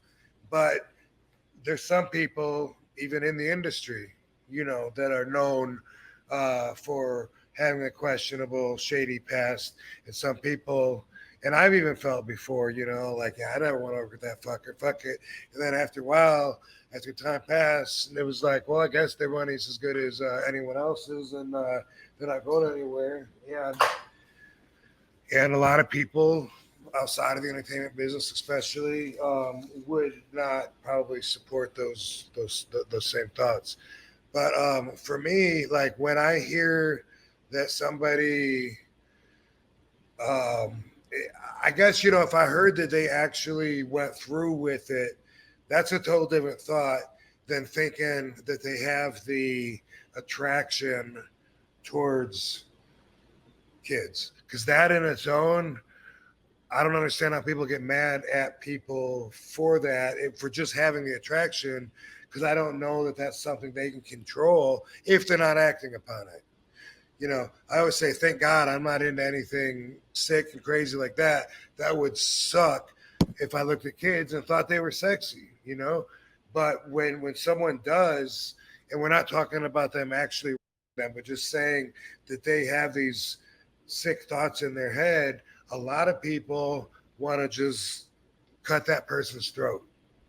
And it doesn't inspire that rage in me. In fact, I would think that the next guy who actually has murdered people and caused the whole family to be grieving for the rest of their lives about this big loss that was unnecessary because this guy thought he should not have a witness when he stole the $50 out of the cashier's box. I think that guy, the murderer, I think of that person as being more detestable, more evil. And I feel like for most people, the pedo is the evil, and people just get outraged about it. But also I'll go further and say that most people think it's all about the kids. A lot of their values, like used to be about Jesus or whatever, are about the kids and about preserving the future. Maybe that's something instinctive to keep the population going. But it's something, I don't have kids, and it's something that I notice. It just registers a little bit different on my scope of things. And like I said, I don't know anybody. If I knew a kid and knew that somebody was molesting that kid, I'm sure I would beat some ass or want to if I was attached, if I knew that person, depending on the relationship. I can imagine any way I would at least be more emotionally interjected into the whole thing.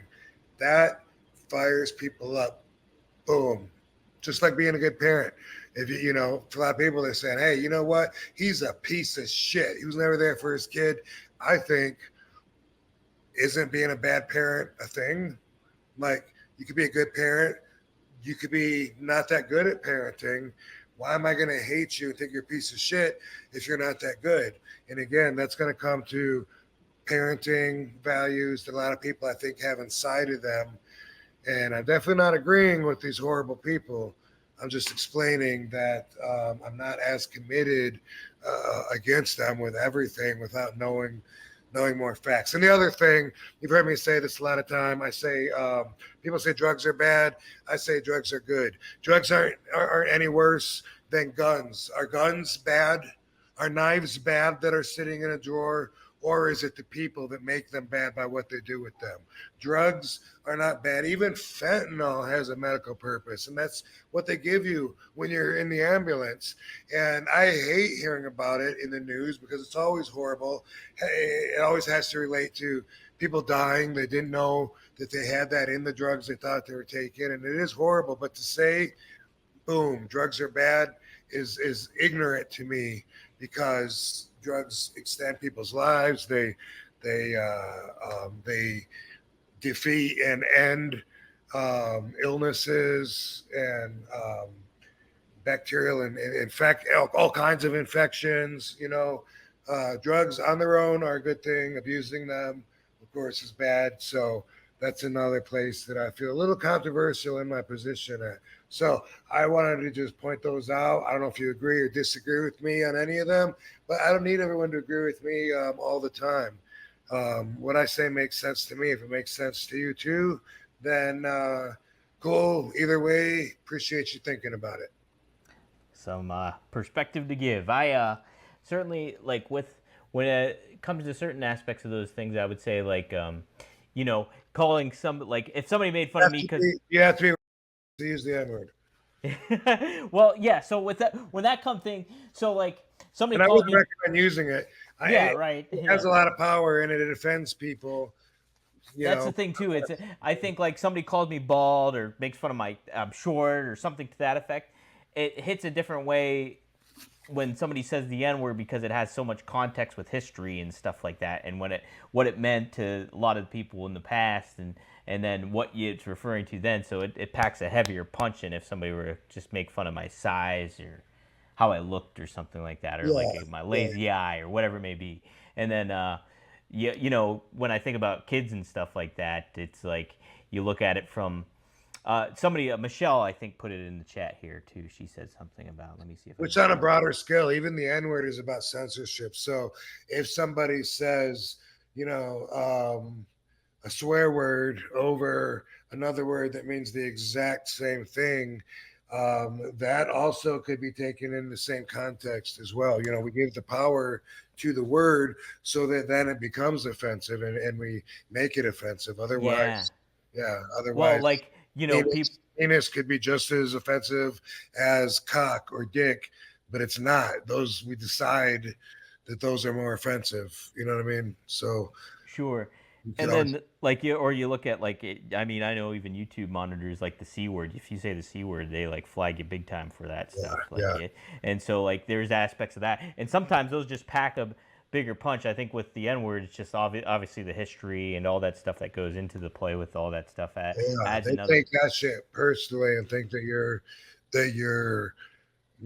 you are standing on the pedestal that the white man stood on in 1850 when he cracked the whip, so don't say that word. Don't say that word. And then with the kids and stuff, I think there's the element of there's an innocence there, there's the naivety of kids, and then people being them taking advantage of them. It's same with like animals. Like there's that I know when I watch movies or I watch stuff like that, if an animal dies in it, I get severely affected. I can't watch some of that stuff sometimes. It hits me so bad. So there's that element of innocence that comes into play. And then on top of it too, it's just, I do think about that stuff. Like, predators that do that kind of shit or whatever, they've probably had some sort of trauma in their past that happened to them where it comes into play that's what made them do this kind of thing or be interested in that kind of stuff. And their wiring's all screwed up in a lot of ways.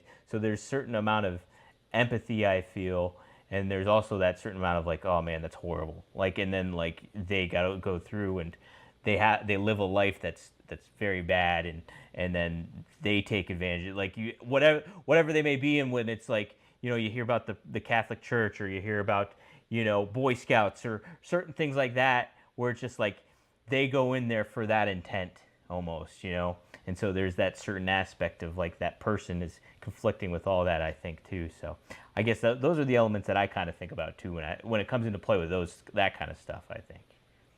So yeah, those are some weird things to just throw out. But when we do a show every single week, once in a while they might be a little different. And those are just some thoughts. Some thoughts that I had, and then I wanted to share because that's what I do. So good talking points, though, I think, overall to kind of like look at and kind of just discuss too, I think. Alex gave us a little super chat here. Thanks for the $5. Alex Constantino, fellow Paisan.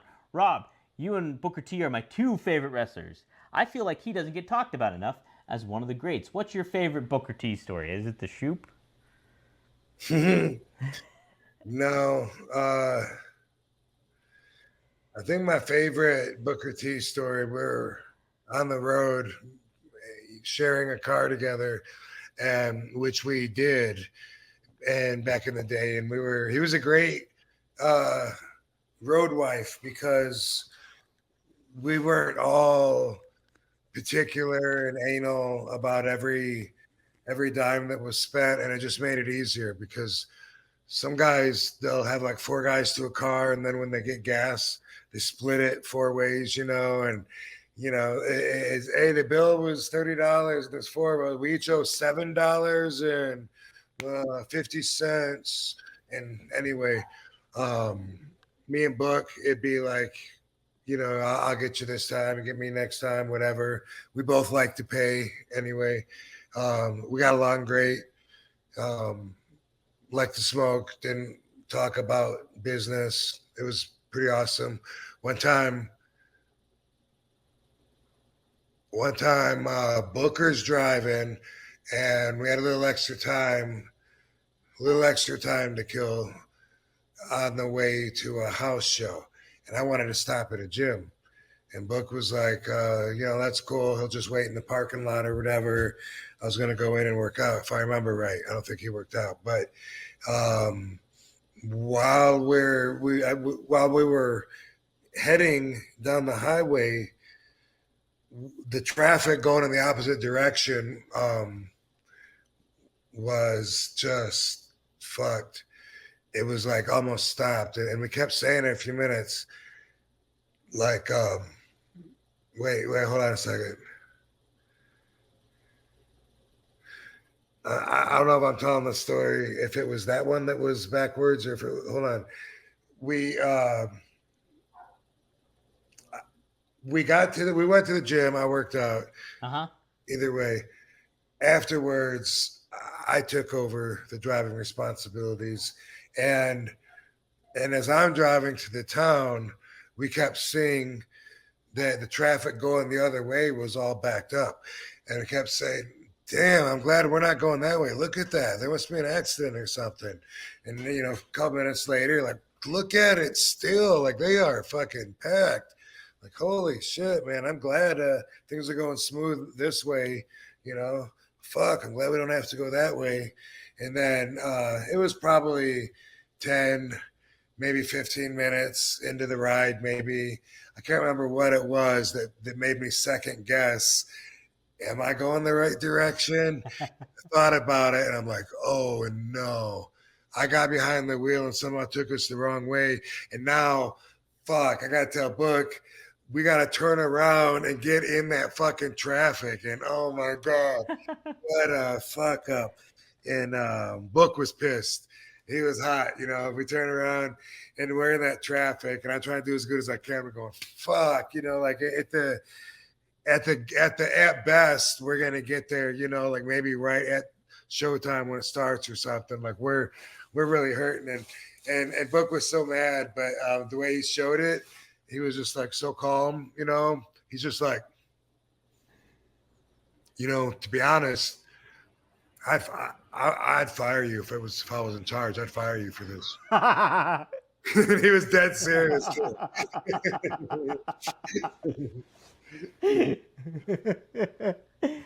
That's got to be one of my favorite Booker T stories. Oh my God.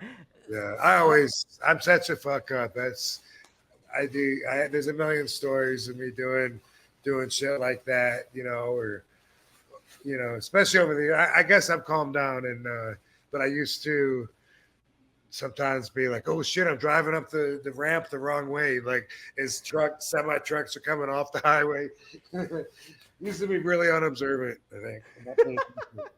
I had a problem with paying attention. Oh man, too comfortable behind the wheel. A little too comfortable. Yeah. What else did I want? I started a couple of things here. Let's see here.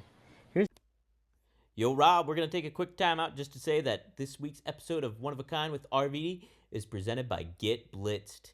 Get Blitzed Lit Aid Nano-Infused THC Syrup is a premium cannabis-infused syrup formulated with nanotechnology for fast-acting effects. And that advanced nanotechnology formulation allows for quicker onset and enhanced potency compared to regular THC syrup. It's Delta 9 and legal in all 50 states, every single one. And you have several syrups to choose from Blue Raz to Key Lime Pie to Pina Colada to Tiger's Blood to Cherry to Grape. Just head to get-blitz.com, use promo code RVD, and get 15% off your whole order. Could be a bottle, could be a bundle, your choice. But yes, head to get-blitz.com, use promo code RVD, and it is by Mickey Ray Sinatra and Courtney. Take a look. Head to get-blitz.com, promo code RVD, get 15% off. It's one of a kind, baby. D. That's the word. You know what's crazy is I sit around in the house with a foot of cock and 10 pounds of balls laying right underneath it. And I got to sit there and just, what am I doing with it? what am I supposed to do with this? What do you usually do with it? Yeah. And when the neighbor girl walks outside, I'm like, hey. Cool, dude. What about Manscaped? I actually like her husband.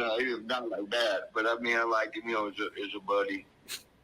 But it's his girl's fault.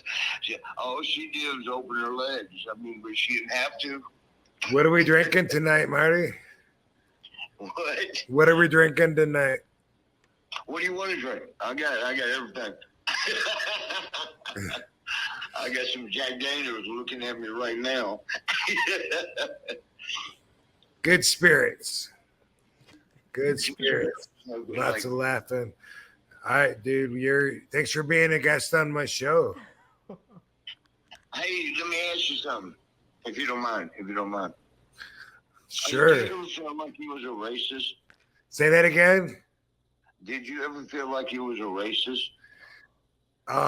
No, but I used to think that maybe you had to be if you use the N-word, but I can think of a situation where you could use it if you weren't necessarily, but you just wanted to think of something that would hurt somebody's feelings because you're an asshole. Okay, so you've never fucked a black girl? Why does that make you? If they think you're doing a grudge, I fuck all my black girls because I love my black girls. But they tell me, oh, you're a racist. What? D's half black. You must be a. What? Fuck, man. All right, man. Damn, how we supposed to deal with this world? I should cut you off before you get something that's gonna make all the industry want to go after you again. Once this Hennessy gets into me, the whole industry is my enemy. Hennessy's the heel. I think Trick Daddy was the first one to say it, but I did it. There you go. That's the spirit. All right, cool, dude. How you feeling, man? I miss you. Good. I'm just doing my podcast right now, and we start. Be honest. I'm always honest. Well, I know you are, and that's why I'm gonna ask you. Have you ever been gay? I've used Ben Gay, the muscle rub. Let me ask you this. If you woke up and had a dick in your mouth and a dick in your ass, which one would you take out first?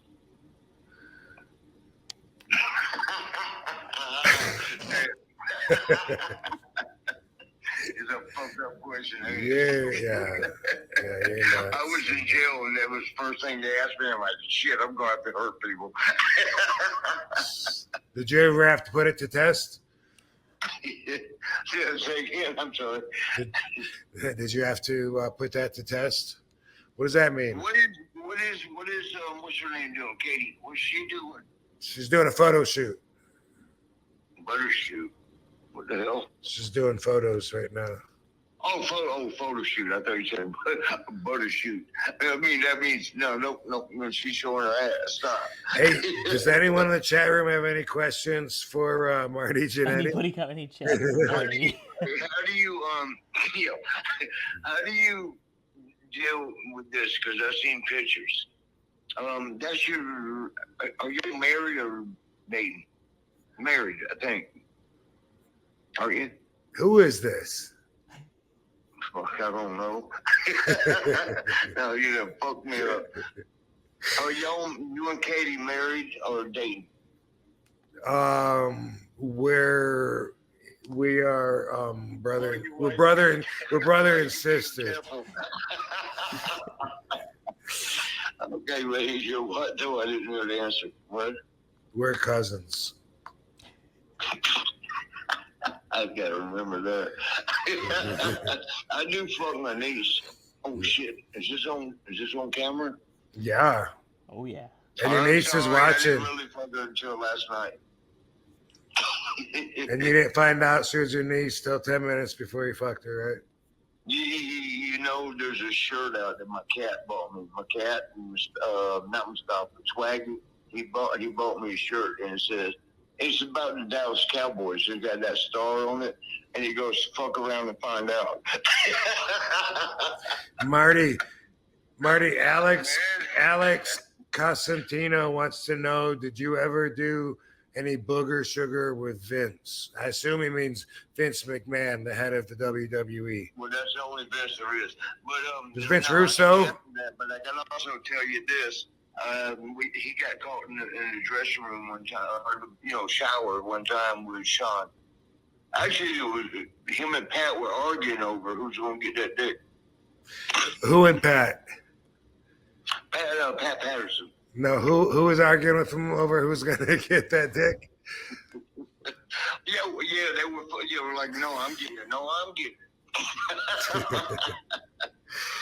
And the only reason I know that is because it was Madison Square Garden, and I fucking forgot my phone, and I went, back into the building, to get my phone, and I heard this is what I heard,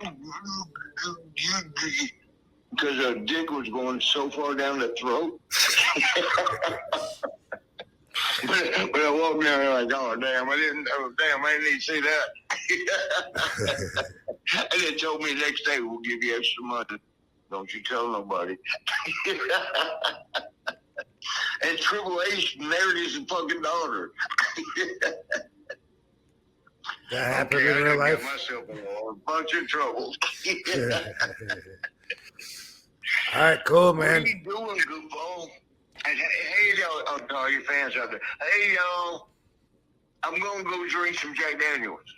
How y'all doing? I love y'all. There you I go. love Rob. Not like that. Look, man, if I would have been like that, I'd been world champion. Happy Friday, dude. TGIF, Morty. What are you doing, Goofy? TGIFU.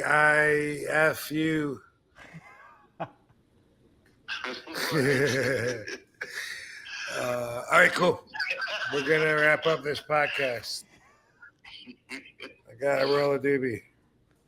What are we gonna do tomorrow, man? You gonna stay married? Yes. From what I heard, Katie owns you. Yes. That's true. You're not still the same guy that smacked around, what's his name, Taz? No. You changed? Yeah. Why? There was nothing wrong with you, brother. I grew. All right, dude. Hey, my YouTube host is falling asleep here.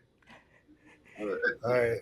Hey, the fans say thanks for stopping in, and that you were the better rocker. And well, let me ask you this, and this is coming from you, right from your heart.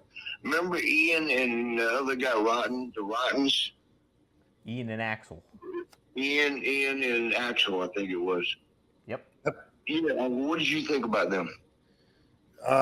They were bloody. Yeah, they cut their head off. Yeah. Yeah. What'd you think about them? But you know what I tried to tell him, Bob? I tried to tell him you're not going to WWE like that. Because that's the place to go. That's the destination. And I said, nah, brother, you can't, man. And all them scars on your face, how much is he paying you? Meaning, what's his name? Paulie. How much is he paying you for that? He ain't paying me nothing. Okay, why the fuck you doing it? And I was only trying to help him, just saying, with all them scars, you're not presentable. Only meaning visual. You know what I mean? You can't go there looking ugly. With scars, I mean, you look like Abdul the Butcher. You can't. What about Sabu? He was all scarred up. Yeah. And you know what, Rob? I was always trying to give him advice. Okay, and what are you trying to do now? Give you advice. What you doing? You're giving a seminar. Don't blame Rob. This is podcast gold. Podcast gold, Marty. Are you in Vegas right now? Yes. You've got 2 houses, or maybe 3. Are you still live in Vegas and LA? I live in Vegas, and I only have one phone number. Whatever other numbers you got, get rid of them. He always tells me I got 10 phone numbers. Get rid of them. I never get an answer. I get some of the funniest fucking messages back, though. Hey, do you got any questions for Marty? Let's see here. Do we got any questions? You got a kid with Marty? Well, I think I can help you with that. Here's his number. God damn it, Bob. Seth says Marty needs about 100 hours of RVDology. Yeah, man, shit. Remember that one time you got kicked through that window? How did you stay so pristine clean? You made money. What happened? You was out there doing You were on the shit. stage with Queen? Well, we were doing cocaine and all that. How did you stay so pristine clean? So fresh and so clean? So fresh, like the Outcast song. Like the man, white as you can be. Remember that one time you got kicked and you went through that glass window? Why you gotta bring that up? Why you gotta bring up old shit? On the barber That's shop. from the movie Fridays. Why you gotta bring up old shit? I was just trying to get my hair cut. That's it. And 2 girls cried on my shoulders. They're like, I'm so sorry. I'm so sorry. They're like, get off me, bitch. They wanted you to let them go. Back when we used to be, us, man, in Denver in particular, there'd be girls lined up, at the wall. And you get through with one, and you look out there in the hallway, there's a whole bunch of them, and you're like, hey, you, Ann, come on. Excuse my language, but there's only so much your dick will take. After a while, it ain't even look at you, it says stop. Marty must have the highest libido of any 56-year-old, 57-year-old. Ask my neighbor girl. 58-year-old. That's all he talks about. When I get in an argument with the girl who lives high here, schooler in puberty. I was up the door every time. I got this girl and she's here. looking at the blind. She goes, I'll not be there in a minute. Unless he's compensated for something. HLE Canada does ask how many drinks Marty has had today. I almost quit drinking because she told me she thought she was pregnant. And then, when I get drunk, I have sex with her. And I thought, oh no, you're gonna bring that up on me? You're pregnant by who? Not me. Did she know? But it ended up being, because it was 5 of us got with her that night. And it ended up being a boyfriend's. I mean, how the fuck you gonna throw it up on me? That little baby's got a fifth of you in him. You got me pregnant. Hey, just make sure. And it was your boyfriend? Did you tell him you fucked 5 of us that night? Did you? Anyway, what you doing, man? Call me later. I love you. I miss you. All right, man. Love you too, I love you. I miss you. All right, man. Missed you. All right. Goodbye. Okay. All right, bye. How about that? Bonus. Wow. Yeah. Man, that was bonus. Crazy. Yeah. We never have a serious conversation ever. Having calls. Hey, let me ask you this. What would you do? Like I got this girl, I'm fucking her, right? Like every story. Like that's how it starts off with. Yeah, man. He talks about fucking like an 18-year-old or whatever. So, right. Jeez. Is he compensating for his homosexual tendencies and wants to sound like he's getting the girls all the time? No, I don't know. I doubt that. I doubt it, but I don't know. But he does talk about but we have thrown that out there as a possibility. Like, who talks about that much unless they're trying to? Because I have been around people that compensate.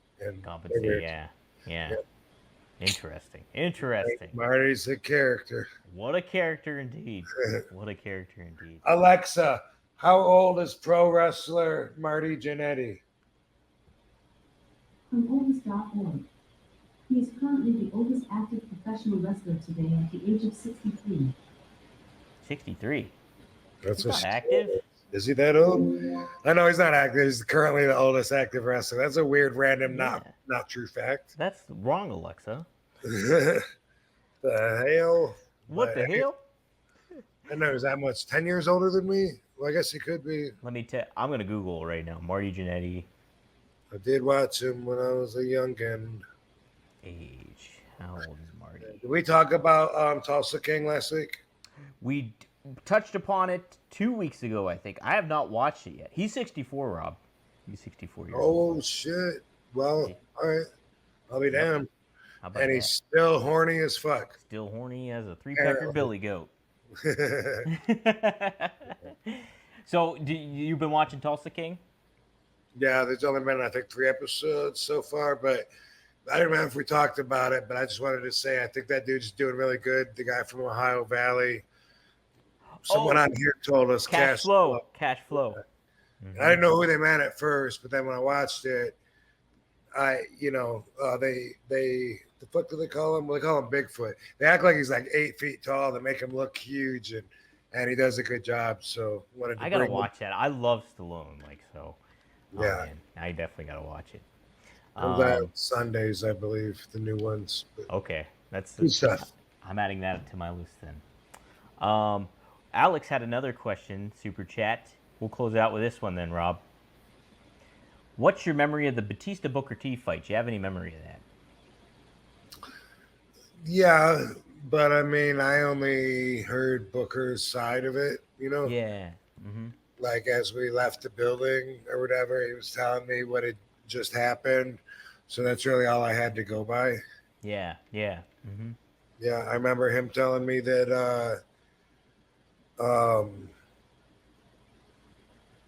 man, which one of them had a chair?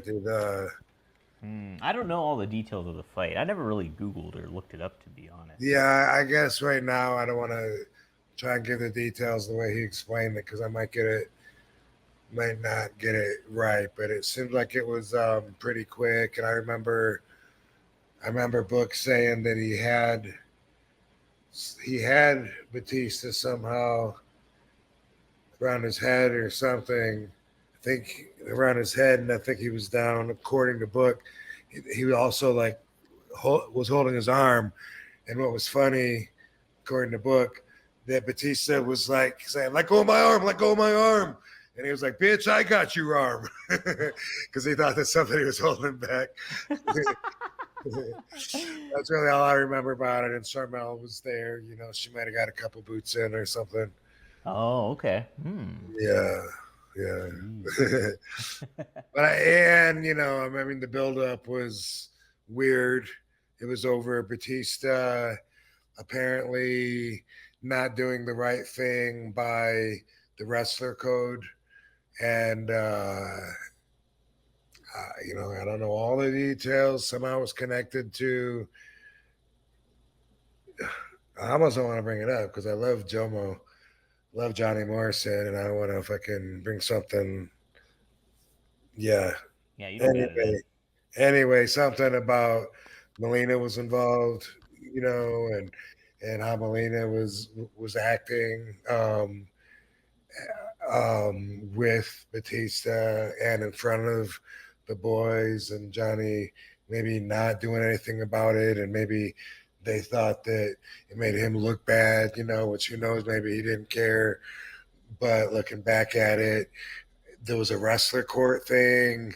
It was tension and you know, all over like really like silly stuff that would be considered more personal choices by most reasonable business standards. Yeah. And then if you're in that political landscape too of pro wrestling, and like maybe knowing where you're like, hey, somebody else is higher on the card than I am. What would I do in this situation? There's a lot of elements that go into play with, I'm sure, all that kind of stuff. It really is. Yeah, you can't. I love when people say, "Well, I wouldn't have stuck around for that." You wouldn't have been there in the first place. Like, you don't know what it takes right. just to get there. That came out a lot when I said that I knew that wrestlers would drug the girl fans and stuff back in the day when I broke into the business. That was real popular in Japan. They would always have the sleeping pills on them, halcyons from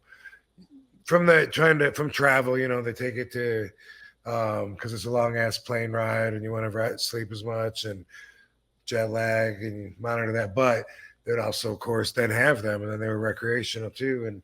But yeah, it was popular for them back then everywhere. It was weird how accepted it was for wrestlers to drop a fucking gimmick in a girl's drink when she doesn't know, to increase their chances of having their way with them. It was crazy. But you know, I opened up a little bit about it on the on Vice, on that dark side, and some of the people, you know, were like, yeah, I never would have, you know, I would have went right to the police as soon as I heard anything of that. No, you wouldn't have. Not if you would have been in my shoes. You never would have been in my shoes with your values that you have right now.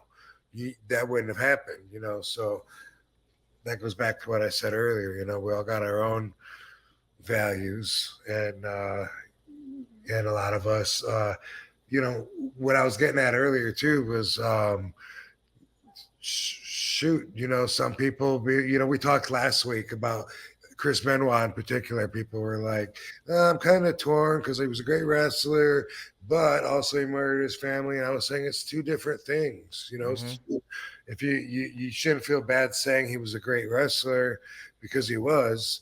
You know, saying he's a hero of yours, I can see where that would get complicated. But you know, I have worked with a lot of people that would be considered bad people, or even done interviews, you know, like I've done podcasts with mobsters that have murdered people and stuff. Right, yeah. The world I live in, it's like everything they do doesn't mean that I have to either be all in or protest 100% against everything they've done firsthand. If they're cool to me or whatever, then, like I've said lots of times, you trust with limitations, and that's how you do everybody. Yeah, that's a great way to put it. Trust with limitations. Yeah. Absolutely. Yeah, I mean, there's countless people that I know. Magnum said on the other podcast I do, Magnum TA, he was like, if people knew, like we were talking about the Vince doc, he was like, if people knew what wrestlers did, like it would make some of the stuff that Vince did in that lawsuit that got all written out, like look like a choir boy. He basically said, because he's Wow, like, that's really strong. right? Yeah. So, pretty wild stuff. But wow, what a wild episode, Rob. Yeah. How about that? How about that? Yeah. There Like you that. go. Special guest run-in. We had a lot of conversation. Yeah. Gem the Dawn. Such stuff can be used against me now. So there we go. Yeah. Gem the Dawn says, "You're a great hero to have, Rob. Stay well, family." How about that? Good stuff. Good stuff. I don't know about that, but if I like to inspire people to think, and so when you think, sometimes you might realize you agree, or if you disagree, sometimes hearing someone or going through an experience sometimes will strengthen your opposing feelings, and that's a good thing too. Yeah, right. Hear somebody say something, and I'm like, wow, that makes me realize how opposite I feel.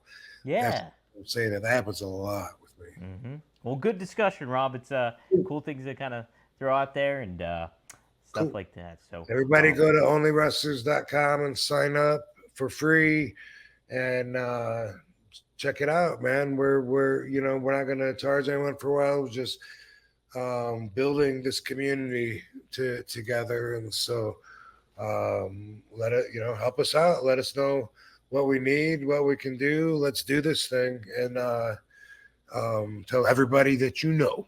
Tell everybody that you know. Get the word out. Yeah.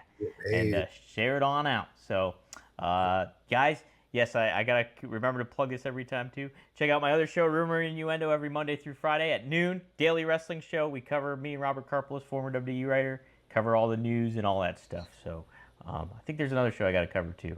There's something else I got to plug. Working Stiff. Go to that one, too. Check that show. You add our sponsors in afterwards? Oh, yeah, I'll add our sponsors in. But shout out to our, thanks for telling me, Rob. We got get-blitz.com. You get 15% off. It's THC Get Lit Aid.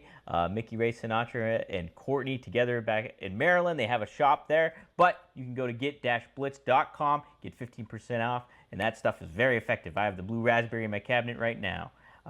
We also got to give a shout out to Manscaped.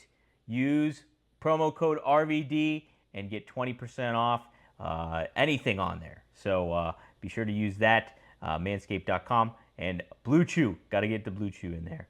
You go try Blue Chew out for free. Use promo code RVD. Go to bluechew.com. Yes. And that should do it, Rob. Go to Only Wrestlers. Check it out. If you like what you're seeing here, too, be sure to rate our podcast 5 stars on Spotify or on Apple iTunes. Get the word out more about that. And be sure to follow Rob at The Real RVD on all the social medias. Go to 1tsport.com to get that RVD merch or scan that QR code up there. And there we go. And, yeah, thanks, Rob. You're a better pointer than I am at it. And that'll do it, guys. We'll see you here next time. Man, Rob, you're jacked. Look at how strong I am. Oh, my God. All right, guys. We'll thanks, see you next time. Yeah, man. And thanks, Dom. Thank you, guys. Thank you, Rob. All right, see you next time, guys. So much your dick will take. After a while, it ain't even no change. It says stop. Marty must have the highest libido of any 56-year-old, 57-year-old. Ask my neighbor girl. 58-year-old. That's all he talks about. When I get in an argument with the girl who lives high here, schooler in puberty. I was up on the door every time. I got this girl and she's here. looking at the blind. She goes, "I'll be there in a minute." Unless he's compensated for something. HLE Canada does ask how many drinks Marty has had today. I almost quit drinking because she told me she thought she was pregnant. And then, when I get drunk, I have sex with her. And I thought, oh no, you're gonna bring that up on me? You're pregnant by who? Not me. Did she know? But it ended up being, because it was 5 of us got with her that night. And it ended up being a boyfriend's. I mean, how the fuck you gonna throw it up on me? That little baby's got a fifth of you in him. You got me pregnant. Hey, just make sure. And it was your boyfriend? Did you tell him you fucked 5 of us that night? Did you? Anyway, what you doing, man? Call me later. I love you. I miss you. All right, man. Love you too, I love you. I miss you. All right, man. Missed you. Bye. Goodbye. Okay. All right, bye. How about that? Bonus. Wow. Yeah. Man, that was bonus. Crazy. Yeah. We never have a serious conversation ever. Having calls. Hey, let me ask you this. What would you do? Like I got this girl. I'm fucking her, right? Like every story. Like That's how it starts off with. Yeah, man. He talks about fucking like an 18-year-old or whatever. Right. Jeez. Is he compensating for his homosexual tendencies and wants to sound like he's getting the girls all the time? No, I don't know. I doubt that. I doubt it, but I don't know. But he does talk about but we have thrown that out there as a possibility. Like, who talks about that much unless they're trying to? Because I have been around people that compensate. Yeah. Interesting. Marty's a character. What a character indeed. What a character indeed. Alexa, how old is pro wrestler Marty Jannetty? From oldest.org. He is currently the oldest active professional wrestler today at the age of 63. 63? That's He's not active? Is he that old? I know he's not active. He's currently the oldest active wrestler. That's a weird, random, not true fact. That's wrong, Alexa. The hell? What the hell? I know he's that much. 10 years older than me? Well, I guess he could be. Let me tell. I'm gonna Google right now. Marty Jannetty. I did watch him when I was a youngin. Age. How old is Marty? Did we talk about Tulsa King last week? We touched upon it 2 weeks ago, I think. I have not watched it yet. He's 64, Rob. He's 64 years old. Oh, shit. Well, all right. I'll be damned. How about And that? he's still horny as fuck. Still horny as a 3-pecker billy goat. So, you've been watching Tulsa King? Yeah, there's only been, I think, 3 episodes so far, but I don't remember if we talked about it, but I just wanted to say I think that dude's doing really good. The guy from Ohio Valley. Someone on here told us Cash Flow. Cash Flow. I didn't know who they meant at first, but then when I watched it, the fuck do they call him? Well, they call him Bigfoot. They act like he's like 8 feet tall. They make him look huge, and he does a good job. So I gotta watch that. I love Stallone, like so. Yeah, man, I definitely gotta watch it. Sundays, I believe, the new ones. But okay, that's good stuff. I'm adding that to my list then. Alex had another question, super chat. We'll close out with this one then, Rob. What's your memory of the Batista Booker T fight? Do you have any memory of that? Yeah, but I mean, I only heard Booker's side of it, Yeah. Mm-hmm. Like as we left the building or whatever, he was telling me what had just happened. So that's really all I had to go by. Yeah. Mm-hmm. Yeah, I remember him telling me that, man, which one of them had a chair? I don't know all the details of the fight. I never really Googled or looked it up, to be honest. Yeah, I guess right now I don't want to try and give the details the way he explained it, because I might not get it right, but it seemed like it was pretty quick. And I remember Book saying that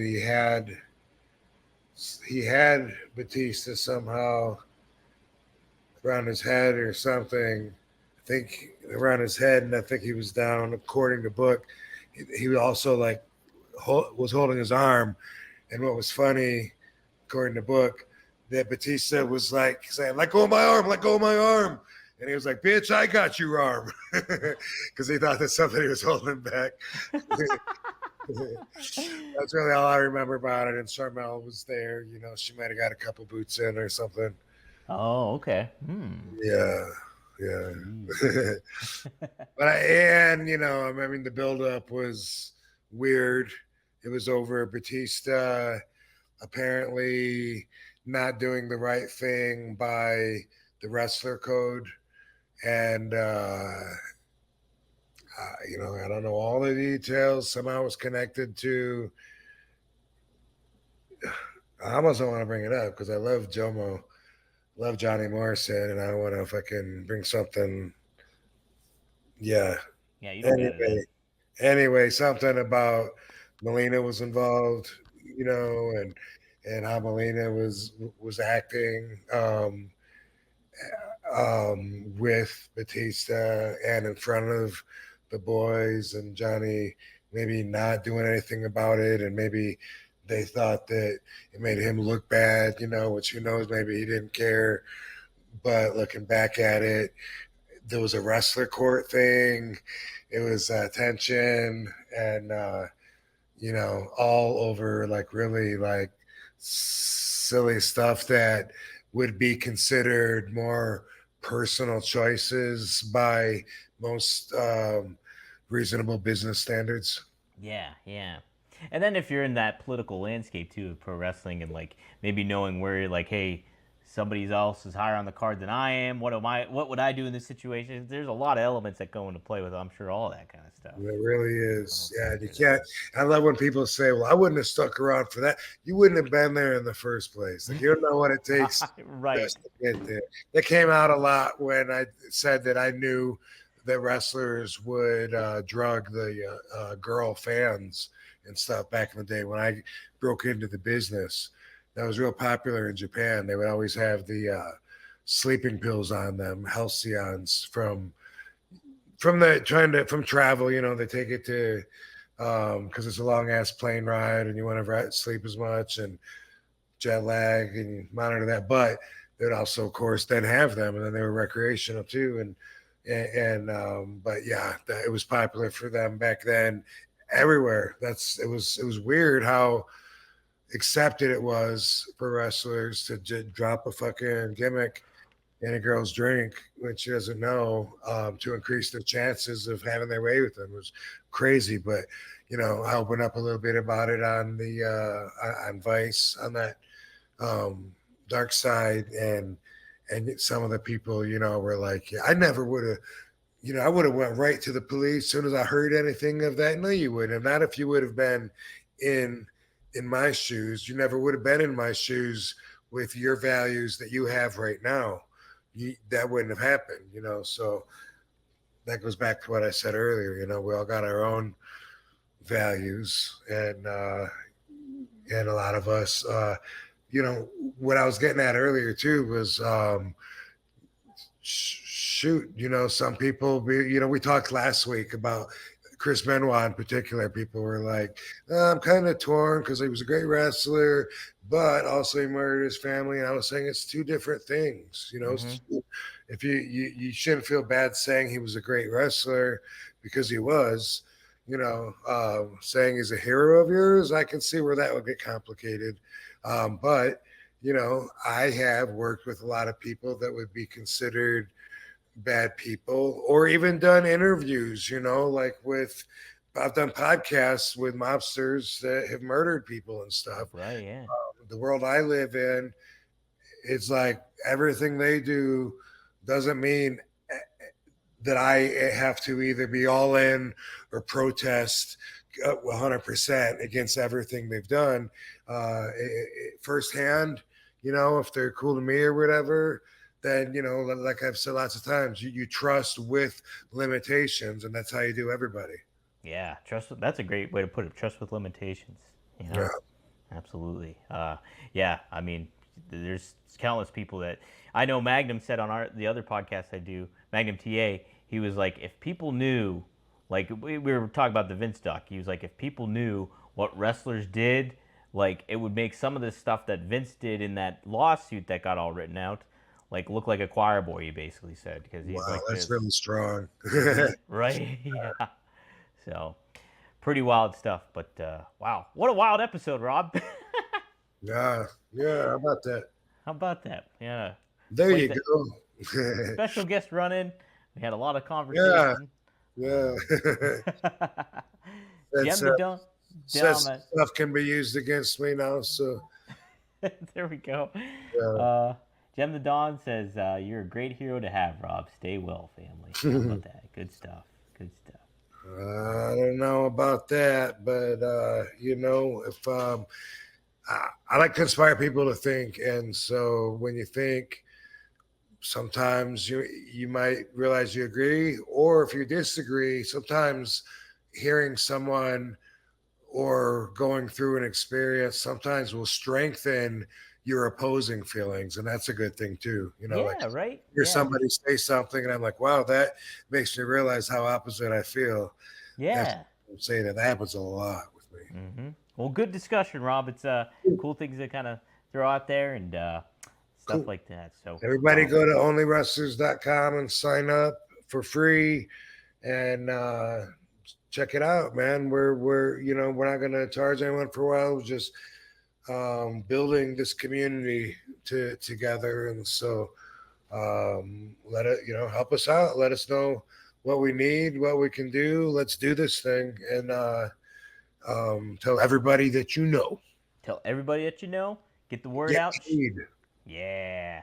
And share it on out. So, guys, yes, I got to remember to plug this every time, too. Check out my other show, Rumor and Innuendo, every Monday through Friday at noon. Daily wrestling show. We cover, me and Robert Karpelis, former WWE writer, cover all the news and all that stuff. So, I think there's another show I got to cover, too. But there's something else I got to plug. Working Stiff. Go to that one, too. Check that show. You add our sponsors in afterwards? Oh, yeah, I'll add our sponsors in. But shout out to our, thanks for telling me, Rob.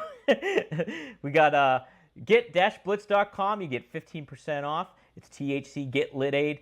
Mickey Ray Sinatra and Courtney together back in Maryland. They have a shop there. But you can go to get-blitz.com, get 15% off. And that stuff is very effective. I have the blue raspberry in my cabinet right now. We also got to give a shout out to Manscaped.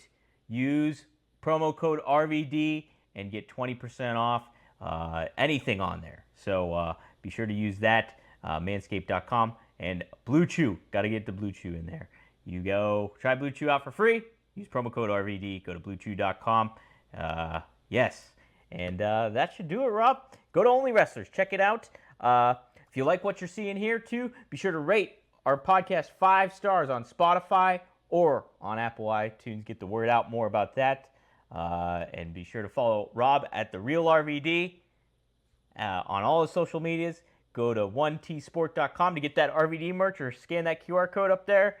And there we go. And, yeah, thanks, Rob. You're a better pointer than I am at it. And that'll do it, guys. We'll see you here next time. Man, Rob, you're jacked. Look at how strong I am. Oh, my God. All right, guys. We'll thanks, see you next time. Man. Yeah, man. And thanks, Dom. Thank you, guys. Thank you, Rob. All right, see you next time, guys.